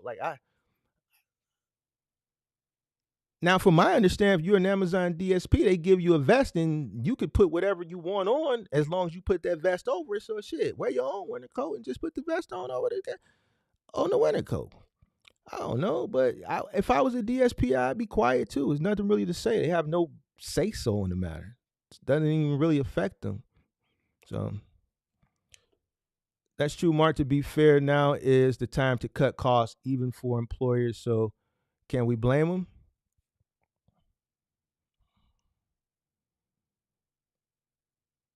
Like, man, everybody's cutting costs right now. Everybody's cutting costs right now. We were having this conversation earlier. It's Christmas and it don't feel like Christmas. I go to an LA Fitness that's in the ground level of a shopping plaza in a mall. 5 days before Christmas. Prime time, 6, 7. Now I'm 44 years old. I'll be 45 in a couple months. And 5, 6 days before Christmas, every shopping plaza normally, and I understand we live in different times. A lot of people do online shopping, but I go to the gym yesterday, 6 p.m, and I go into the parking garage. Dude, I get a park on the second level, right by the door, 5 days before Christmas. Like I'm expecting that I'm finna have to go all the way up to the top where your vehicle is gonna be parked outside on the roof on the 8th level or some shit. Bro, I gotta park and the whole garage is just wide. The second level, parks everywhere. I'm like, Jesus, bro, it's 5 days until Christmas. So it's weird out here now, man. It's like things are different, man. I don't know what's going on out here.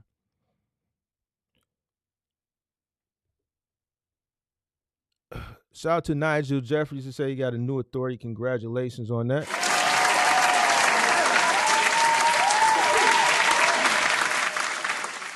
Do I think USPS and FedEx apply the same pressure as far as, what are you saying? What are we talking about as far as applying pressure in what aspect?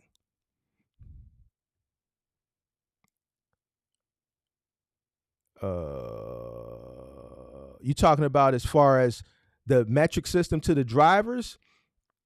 I think UPS and I think FedEx has been doing what Amazon is doing a lot longer. So even though I consider Amazon to have a robust system, I think UPS and FedEx has an even more robust system. They've been doing it longer, so they've mastered it better. What people got to understand is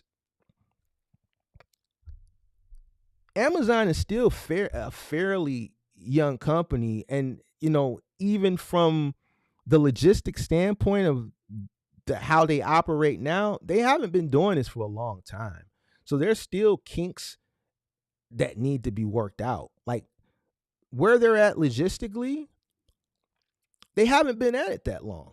Like the 2010s, e-commerce scaled, you know, rapidly.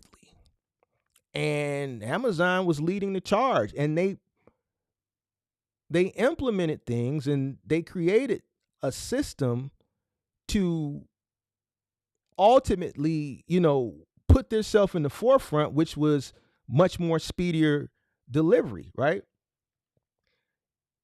All while learning the logistics system in the boom of e-commerce. So there's a lot of working parts here. So even though I think that they've done a great job as far as investing and creating infrastructure to ultimately, you know, meet this goal of 2-day and then next day and then same day delivery, it came at a cost, and it's still coming at a cost. There's still kinks in the armor that have to be worked out. And I don't think they fully mastered it the way that UPS and FedEx have mastered it. Do I think they know? I think the answer is to add more routes, to cut the routes down, maybe cut each route by 25% and add, like, I don't know, but I think that's the answer. You know, if you're going to have if you're going to be an e-commerce giant like they are, they have to make sure that to provide the service to the consumer, that it's being done safely. I think, you know, a lot of pressure is causing for unsafe, and I'm not speaking from the internal aspect. I'm speaking from the external aspect as far as the logistics aspect of the drivers, from the DSPs to the relay guys, even the flex guys. This is a trucking channel, so we speak in logistics. I'm not concerned with the inner workings of the warehouse as far as the warehouse workers. But the logistics side, I think they need to come up with a better system. And I think the answer is maybe cut down on some of the routes. I think if they did that, then yes, cut down on some of the routes and more training. Because when I look at these DSP guys that be coming to my building, and I look at those UPS guys and I look at those FedEx guys, even the sense of urgency is different. Those UPS guys, and I'm starting to see a lot more UPS and FedEx workers that are women, all right, nowadays. And to me, that's alarming. Like, man, dudes don't want to work no more. I'm looking at women struggling to pull some of these 60, 75-pound boxes off the back of their truck. I ain't gonna lie, I'm gonna tell you a story. Not me, but I was at someone's house and they had a rug delivered. It was a long area rug, huge. Probably weighed about 50, 60 pounds. But because it was so long, you know, that weight is kind of, you know, it's kind of flopping around. So me as a guy and as a professional mover, I'm going to take that thing, I'm going to center it. I'm going to get the center of that area rug right on my shoulder and I'm going to carry it in like that. But it's got to be centered because it's going to teeter. She came to the door and she said, man, I had this rug for 2 days and I come ring the doorbell. I ain't pulling it off because I can't carry it. I'm happy somebody was here today. She said, can you get this thing off the truck? Because I can't carry it. I swear to God. But outside of that one particular instance, when I see UPS workers and I see FedEx workers, hit the like button, subscribe to the channel, turn on post notifications, I see more sense of urgency. I see a more professional delivery person. I see these people pull up to my building. I might be pulling out the garage or pulling in the garage and they got the bag and they dragging the bag and dragging it. Now, that could be due to, you know, morale. You know, it could be a low morale, right? Due to the working conditions and the metrics that they have to meet, right? Can lower the morale, which it becomes evident in a person's behavior when they're working. But I think ultimately the training has a part to do with it as well. I think these guys need to have a uniform. I see FedEx laxing on the uniform, and I don't know if FedEx is laxing on it, if it's the contractors that are laxing on it, or that some of these FedEx guys that I see, because it's not everybody. I see some FedEx guys, sometimes they got on jeans and a t-shirt. I'm like, damn, dude, you hopping off a FedEx shirt. What happened to the blue Dickies with the reflector on the pant and the purple and black FedEx top? But for the most part, I think DSP, the Amazon delivery, I think they should be in full uniform. This is me. If they offer Mark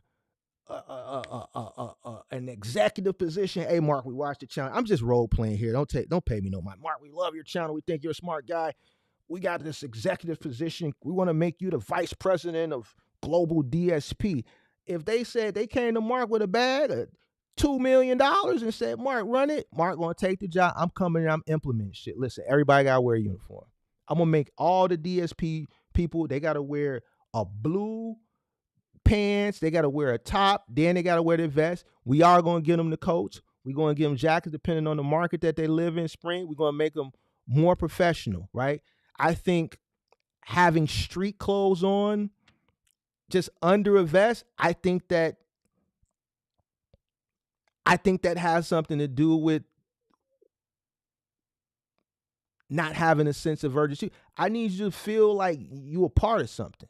Give you the work. This is giving you responsibility. Make sure your uniform is neat, clean, and presentable, and you got to wear it every day. I'm going to implement more training, longer training. They got to go out with someone for an extended period of time in the field before we release them out on their own. We're not going to send them out a day or two and then just send them to the wolves. We need to pay attention to their sense of urgency, how they move, and also how they drive the vehicle. Listen, look at these Amazon vehicles. You thought the Amazon DSP vehicles back in the day when you had to get your own vehicle were raggedy? Bro, we got Rivian vans here. We were one of the first markets to get the Rivian vans a year and a half, 2 years ago, because Rivian is manufactured here in Illinois. So we were one of the first to get them. And I know some markets haven't seen the Rivian vans yet. But because we've had the Rivian vans for a year and a half, 2 years now, I'm looking at raggedy Rivian vans. I literally watched an Amazon guy turn the corner and clip the concrete barrier wall on Columbus trying to go down the Lower Wacker Drive a couple months ago. Like, all he had to do was make the turn wider. He wasn't even capable of driving a van properly. Like, we need to see how these guys drive. We need to pay more attention. They're not getting that training. They're just throwing people out there. A lot of young people. This is why they had to implement the facial recognition shit where they're watching you, and if your head moves or if you look down, it makes a noise, and they know if you're looking at your phone and all that shit. More training, uniforms. I would reduce the amount of stops, which would have to increase the amount of vehicles and employees, and I would. Now, some of y'all who just don't understand business might get a little mad, and I would make the DSPs pay for it. I would make the DSPs pay for it. If I'm keeping up with still keeping the company profitable, right? But also implementing better strategies to make things a lot more efficient for both the company, the DSP, the employee, the consumer, and the general public, because the general public is at stake here. That's why we see all these fatalities and stuff. And there's a sentiment about Amazon drivers that a lot of people don't like Amazon drivers, the DSP drivers, because they just don't know how to drive. But that comes from a lack of training. I would implement all that stuff, and I would have the DSP pay for it. So that's what I would do. That's my little role play for the day. Amazon, if you're watching this, I need 2.5 million, and I'm gonna make it happen for you. I'm gonna come in and roll out a whole new strategy, and it's going to be, we're gonna get the stock price gonna go up. There's gonna be less fatalities on the road. We're going to have a more robust system. You are going to have higher morale within the DSPs, and I'm going to make the DSPs pay for it. Say they cut the routes. Hypothetically, who gets the leftovers? We implement more vehicles into the mix, right? Obviously, hire more employees, and then we can flex out more work as well. We can always put more work onto the flex drivers. You drive past some of these Amazon facilities, you got all these, I don't want to say, y'all know the demographic. They just be sitting out there waiting for some shit to pop up. So it's plenty of supply. You have people that are on the Flex app that can't even get on the Flex app because it's a wait list, from what I understand. So there's plenty of people that want to do Flex, and then this helps alleviate some of the pressure too, as far as the union. So we can add a few more vehicles, and then we can flex out smaller packages. That's what I would do. I think this is Amazon. If you're watching, you need to come give me 2.5. I need 2.5 million. I need a 3-year contract. I need 2.5 million for 3 years. I'm gonna come in, design the whole program for you, and in 3 years I'm gonna walk away because I'm just gonna set y'all up. Give me 3 years at $2.5 million a year, and then everything that I implement, you can hire some guy and pay him $600,000 a year to keep everything going. I need 2.5 million for 3 years. I'm gonna come design the whole system, and I'm gonna fix the problem for you. I'm gonna fix the problem for you. So that's what I would do, Kobe. We would add a few more vehicles, a few more employees, and then we'd open up Flex. Like all these small packages, man, just flex that shit out. All these cell phone cases, all these all this little shit that people order that we can put on somebody's car. You want to order a Amazon Basics SD card, all that shit, put that shit in somebody's car.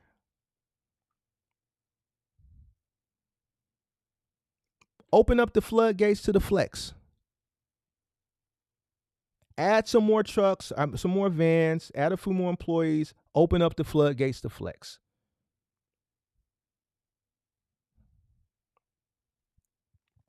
That's what I would do. With UPS, I think you have to be a helper for the first few months before you can. You're right. You have to be a helper.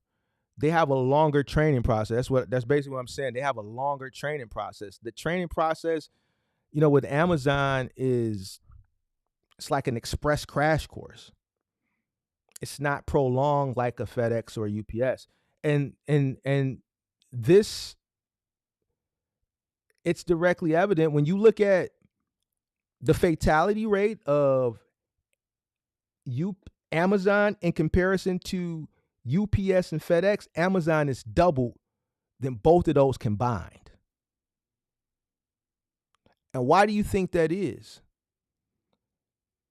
It's because of the lack of training. It all resorts back to the lack of training.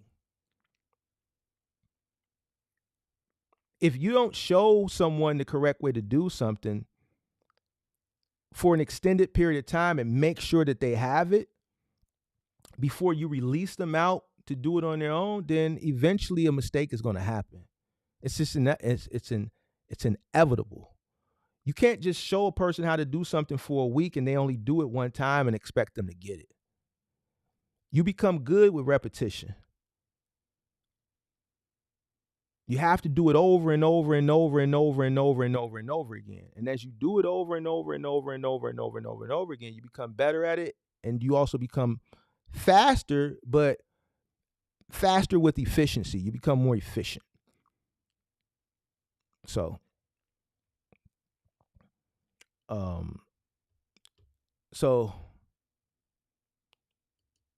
the circumstances you have with Amazon are due to them placing value way above the value of the driver. It's hyper-capitalism. It's finding and placing value on the customer way. But so that's the thing. See, we understand this. And I just believe that's just something that we're not going to be able to change that. Like, Amazon is gone. They're gone. Like, ain't no catching up. They're too big to fail. They are a power player out here in these streets. So he played, you can't knock him. He played the game the right way. It is what it is. So what can we do to alleviate some of the pressure? We can't worry, like me, you can't worry about, I understand the way this world works, but we can do something to help alleviate some of the pressure on these drivers, because it has become a nuisance, not only to the driver, but also to the public. So we have to find something that, a happy medium where, these drivers are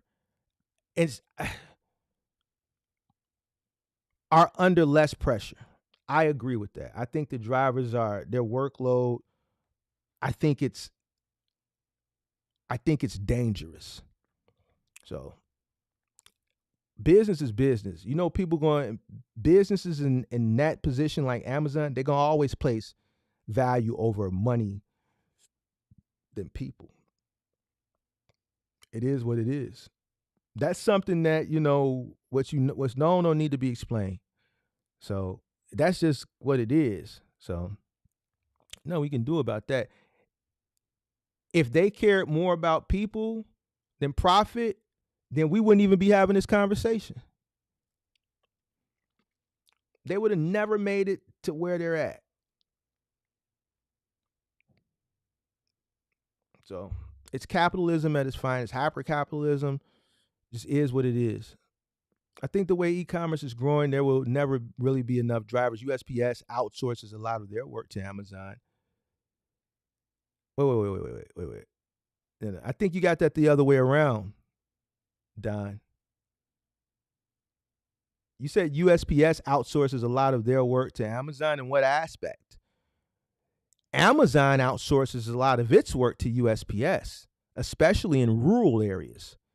Listen, I'm old enough to remember. I remember when I first started seeing mail trucks out on Sunday. I'm like, damn, the mail getting, what was that, like 2015, 2016? I started seeing the mail trucks out on Sunday. I'm like, why? You can get mail. What I didn't know is that they weren't delivering mail. They're only delivering Amazon packages. The whole purpose of the USPS working on Sunday is they are solely delivering Amazon packages. They work on Sunday to deliver Amazon, and then these guys that run relay, the middle mile relay overnight, that drive 100, 150, 200 miles out to these rural post offices. That's because there's no Amazon domicile in those areas because they're too far out, that they run those loads out to the post offices in those rural areas so that the post office letter carriers can run those packages the final mile. USPS relies on, Amazon relies on USPS. It's not the other way around. I've never heard or seen a USPS truck pull up to an Amazon facility. It's the other way around. They still rely on UPS, I think, still to a very small percent. FedEx said to hell with them back in 2019. FedEx said to hell with them. They washed their hands. They said, man, y'all not finna bully us and dictate to us what you gonna pay us. Man, this shit is peanuts. We're operating at a loss. This is a waste of our time. FedEx back in 2019, they walked away from Amazon and they never looked back. FedEx walked away from Amazon in 2019 and they never looked back. From my understanding, and I could be wrong, the prices could have changed now, but the last time I researched it, I think at the volume USPS is running for Amazon, it equated to like 15 cents a package. Because I remember Trump had an issue with it. Trump had an issue. I think it was 15 cents a package. Don't quote me on that. And this is because they're running volume. Some of you guys are probably thinking like, nah, Mark, that ain't right. No, the volume that USPS is running for Amazon, it was like 15 cents a package. Because Trump had an issue with it. I remember it.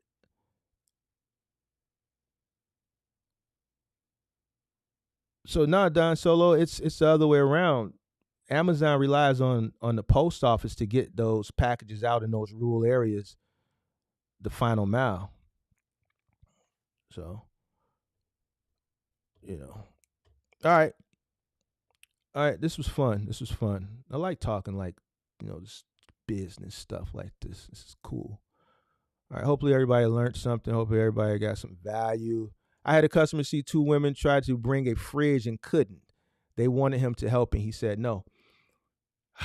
I'm hearing of, women, and you guys have watched the channel, you've seen me, women have come up and like, Mark, I want to do the final mile. And I'm just like, nah, man, I can do it. And I get it, diversity, equity, inclusion, and all that stuff. But, just from a person who's done it with, and you guys that watch me, I have a bad shoulder. It's probably going to be bad the rest of my life. I got my right knee is messed up. All this has come from owning a moving company and a final mile delivery company. And most of my injuries came the first 3 years when I was building the company, was when I was out in the field actively before I removed myself from the field and was just in the office. And then the last 3 years when the pandemic came and I was forced to get back out into the field as a 40-year-old man. So, so for those 6 years that I was in the field, out of my over decade tenure, if owning a moving company and a final mile delivery company, significant damage to my body. And I'm a guy that's a man that's structured like a man. Like some of the things that I've had to lift, and it's just not lifting. It could be an obstacle. You're lifting it, you're going upstairs with it, or you're going downstairs with it. It's just not something that, and I know women like, oh, well, I can do it. All right. I just learned to stop arguing with them.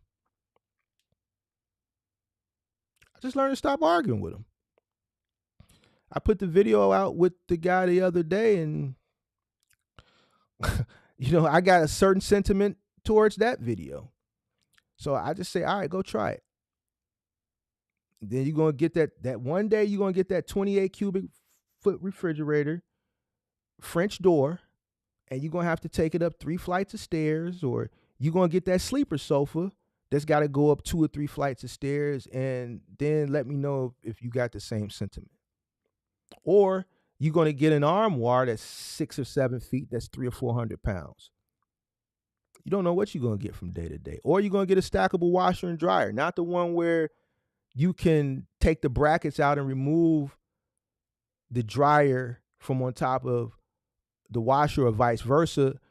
The old school stackable washer and dryer that's connected, where you got both together, and then let me know how you're gonna get that up to a 4-floor condo with no elevator, all stairs.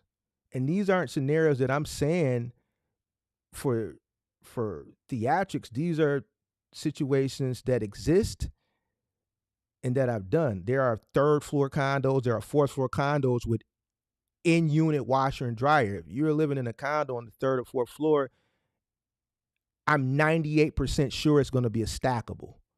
And if it's not a stackable that you can remove one from on top of the other with a bracket system, it's one of the old Kenmores or one of the old GEs where it's built. It could even be an LG wash tower. An LG wash tower is 1 unit. All right, you got a 4th floor condo and you got a cubby with a bifold door that's hiding the laundry center.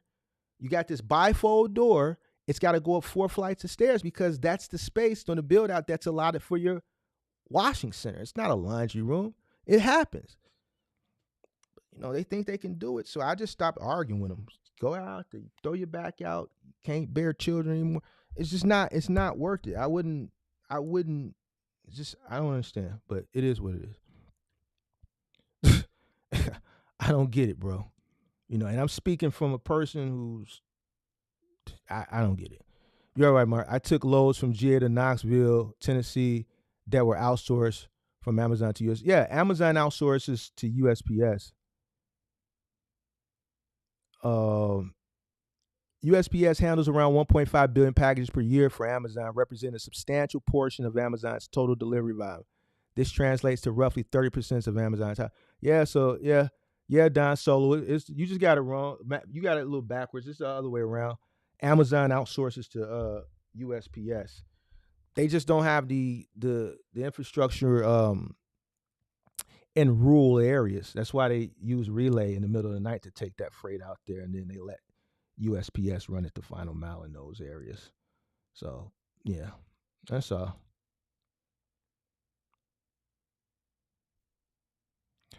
Look at you want the money or not. You know I know the answer. You always trying to challenge me.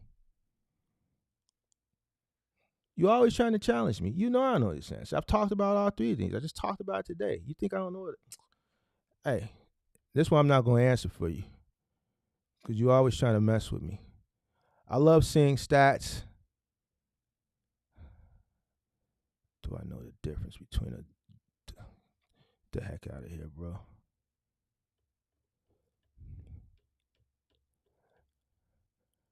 All right, any other questions? Other than you want the money or not?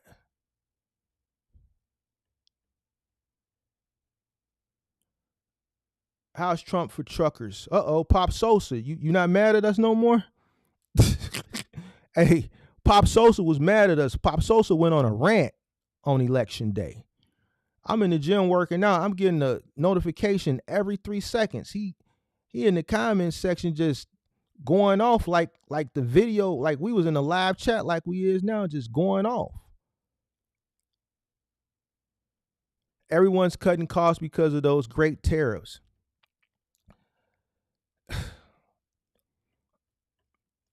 So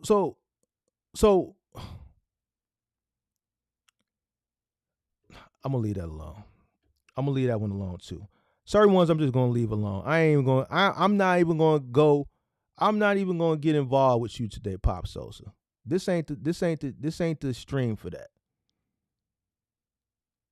This ain't the stream for that. I ain't finna fall for that. We ain't doing no politics today. I ain't in the mind frame to talk politics, because once we get to start talking politics, I gotta be sharp and ready to go, and I ain't finna do it today. It's Christmas. I'm trying to get in the Christmas spirit. And you want me to? No. We not finna do that today. You trying to set me up? USPS gets the oversized Amazon packages via UPS. UPS gets a lot of oversized packages. USPS does a lot of the small packages. They do small packages. They do oversized packages too. They cover the rural areas that Amazon doesn't have facilities near that DSPs can deliver into these customers' homes. That's why they use the post office. A lot of those larger packages, I could be wrong, I see a lot of those larger packages, I see the Sunday mail letter carriers delivering those. Let me Google this. See, when does the post office still deliver? Does the post office does the post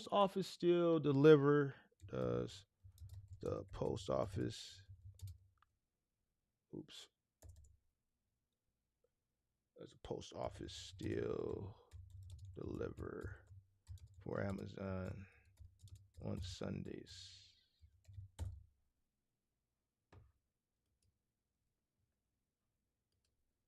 Yes, the United States Postal Service delivers some Amazon packages on Sunday in certain areas. All right. They still deliver on Sundays. Now,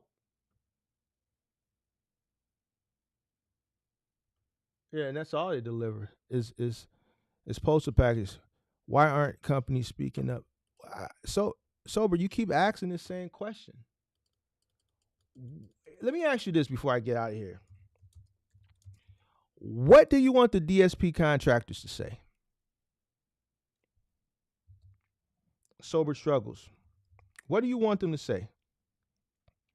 If you were a DSP and if 3 of your guys walked out and they're out saying Amazon needs to pay us more, me personally, I'd be glad they not saying my company needs to provide it. Why would I get involved in something that ain't got nothing to do? We could tell how people was raised. And this is where I crack my jokes now. I was brought up that we mind our own business. So if I'm driving into work and I'm a DSP owner and I see 2 or 3 of my guys hollering, Amazon pay us fair wages, and they're not saying the name of my LLC or my incorporation, I'm gonna mind my business. Now you can look at it whether it be right or you look at it whether it be wrong. But I don't dip my nose in other people's business. They ain't saying my name, so what I'm gonna get? Listen, the only thing I'm gonna be concerned with, if I see 3 of my drivers out there, listen, we need to call 3 guys in. That's gonna be my main concern. So it ain't none of my business. 2, why would I speak up? It don't concern me. So they can throw me in the mix too? Hit the like button. That ain't got nothing to do with me. It ain't got nothing to do with me. It's nothing for him to say.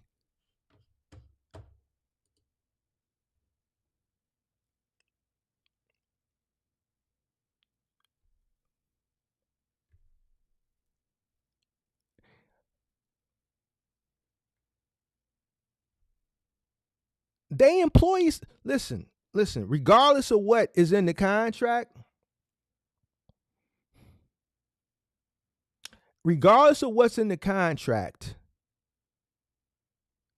they're employees themselves. Believe it or not. They get paid 6 figures to be a puppet. Facts.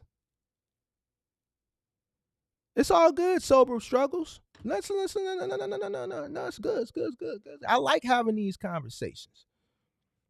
they are six-figure salaried. Well, not salary, six-figure based on performance. Based on performance now.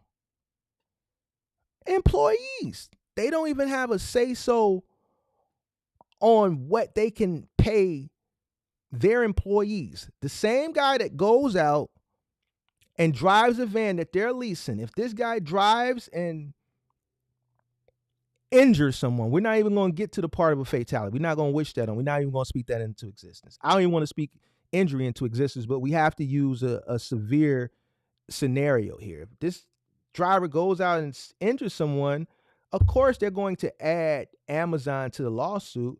But then Amazon, what they've historically been known to do is say, man, they don't work for us. They work for Get Out the Mud LLC. They're one of our contractors. Not our employee. They're a contractor. We're indemnified. We contract them. They are a direct employee of Get It Out the Mud LLC. So Amazon has historically been known, I've pulled up case studies,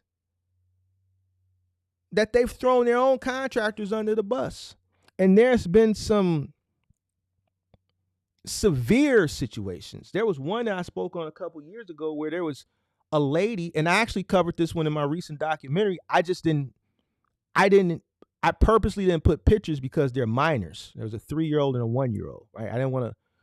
And if you can go look at the Wall Street Journal has the picture of the 3-year-old. He's a paraplegic. There was an AFP driver who rear-ended a woman, and there's controversy on if the woman was trying to dodge a mattress that was in the road or wasn't, whatever.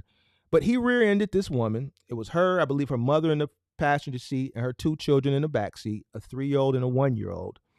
The 3-year-old is a paraplegic now, and the 1-year-old died at the scene, unfortunately. Amazon that same year, listen, I'm keeping it a buck with you. Amazon that said they ain't got nothing to do with this. The name of the trucking company was Condor Riders Trucking LLC. Look it up. Amazon said I don't got nothing to do with it. They left Condor Riders Trucking LLC, the owner, on his own to fight this situation. And this is a severe situation. A 1-year-old died. He was in a backseat sleep. The 3-year-old is a paraplegic. He's in a wheelchair. Amazon, with all the money, that same year, I just want to put this shit into perspective for you. That same year, Jeff Bezos bought a $500 million yacht that they built, and they couldn't even, the place that built it, once it set sail to get it to wherever they had to deliver it to, there's a bridge there, and it couldn't pass the bridge. And Jeff Bezos, I forget, it was an ungodly amount of money. Put the money up for them to cut the bridge in half so he can get his $500 million yacht through. Oh, wow. Listen to me. Listen to me. Pay attention. Not supporting the contractor, leaving them out to dry, while the founder just dropped $500 million on a yacht and spent an enormous amount of money to interrupt the structural integrity of a bridge to get this $500 million yacht through. This wasn't a bridge where they can just open it up. They had to cut this thing. But told this woman, that's on them. Could Amazon bring the 1-year-old back? Absolutely not. Could they have given her and her family a significant amount of money to make their life better for the rest of their life, to maybe help alleviate it somewhat? Yeah. Follow me. Follow me. The reason why I'm because I want you to understand something. They could have easily gave her a check for $25 million. Wouldn't have felt it. $10 million, $15 million, somewhere between $10 and $25 million. I can't say it's fair, But I think that's enough money to, even though we can't bring this 1-year-old back and this 3-year-old, maybe even 50 million, right? Because there's a 3-year-old and he's 50 million. Even though this 3-year-old probably never be able to walk and we can't bring this 1-year-old back, here's $50 million. It won't help the situation, but hopefully it can make life a little bit more easier for you. That don't matter.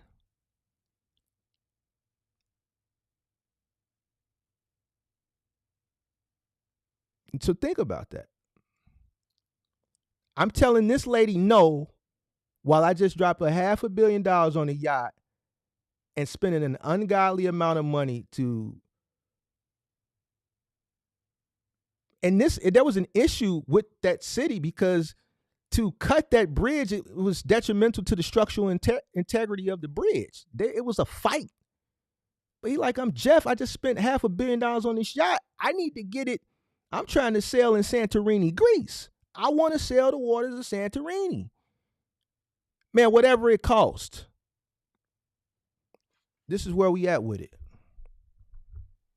And it's a reason why I use that situation, because it's a great case study. It's a great scenario. And this is all within the same time frame.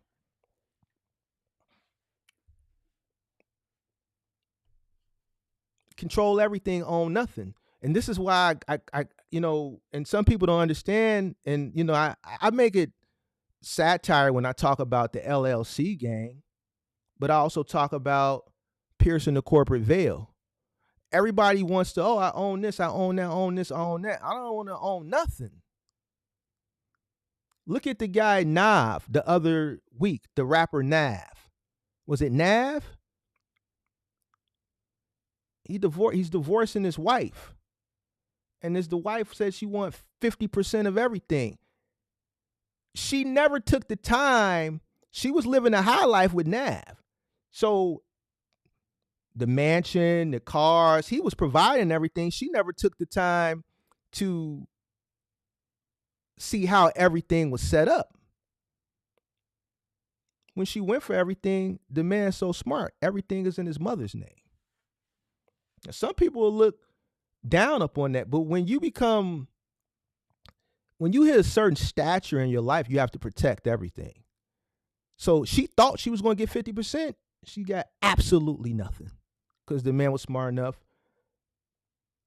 with his stature to put everything in his mother's name, even the house that they lived in. She's so caught up in the high life, the trips to Louis and Gucci and Emilio Pucci, that she never cared to look at the deed. She never cared to look at the titles. She gets nothing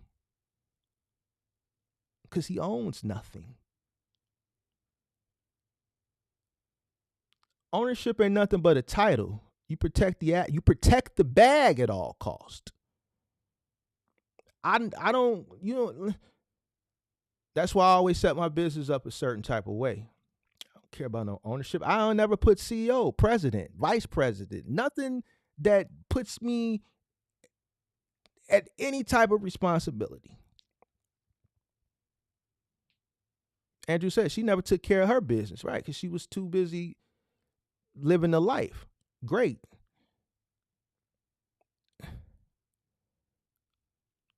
Set your business up the right way. Sosa said that's a messed up situation. It is. And that's why I gave that scenario, that case study. So you can understand what type of individual and you can understand what type of entity you're dealing with. It is what it is. The sooner people understand what they're investing in, the type of people that they investing with as partners, not saying don't do it, but just understand what you're dealing with. So when situations like this happen, you don't feel sad and depressed. And what type of monsters are you? How could you do such a thing? You knew what you was getting into before you get into it. I can talk about these scenarios fluently because I've done the research. I'm an investor and I dollar cost average in every single day. So I want to know the company inside and out, and I'm very transparent. I'm love hate, and I call myself a hypocrite. But I also am very transparent on the things that I disagree with the company, all while simultaneously dollar cost averaging into the company. I don't agree with it. I don't agree with what Jeff did that year. He should have definitely gave that lady $50 million. But he's an hyper capitalist. And he had lawyers say, look, it's unfortunate what happened to those two babies, but that's on Condor Riders Corporation. Ultimately, they had to file bankruptcy, go out of business. Amazon left them holding the bag, and Jeff is cutting the bridge in half so he can get his $500 million yacht through. It's what it is. You know, so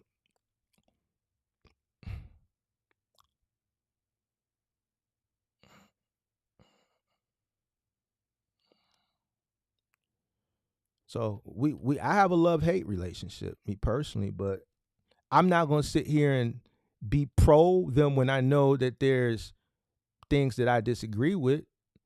But then I'm not going to sit here and bash them and not tell you that I have shares of the company and I invest dollar cost averaging 5 days a week, except holidays when the market isn't open and the shit is set on auto. So I'm going to be transparent.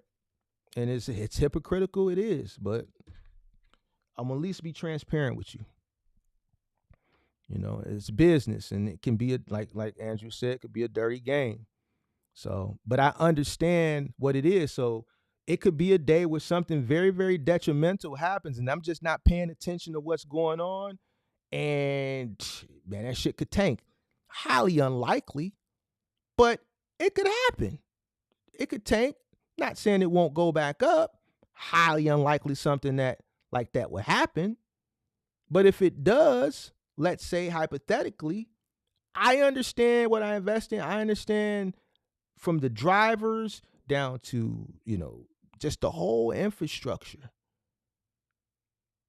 So if it happens, I'm not going to get mad because I 100% know what I invest in. And y'all know because how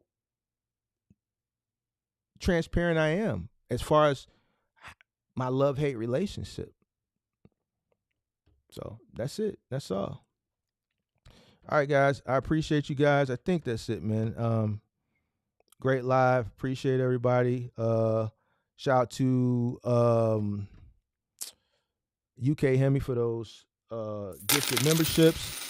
But yeah, I think everybody's good. I think the relay guys are gonna be good. This shit ain't gonna affect nothing, man. So y'all stay safe out there, man. Be cool. Until the next time. Peace, peace, peace, peace, peace.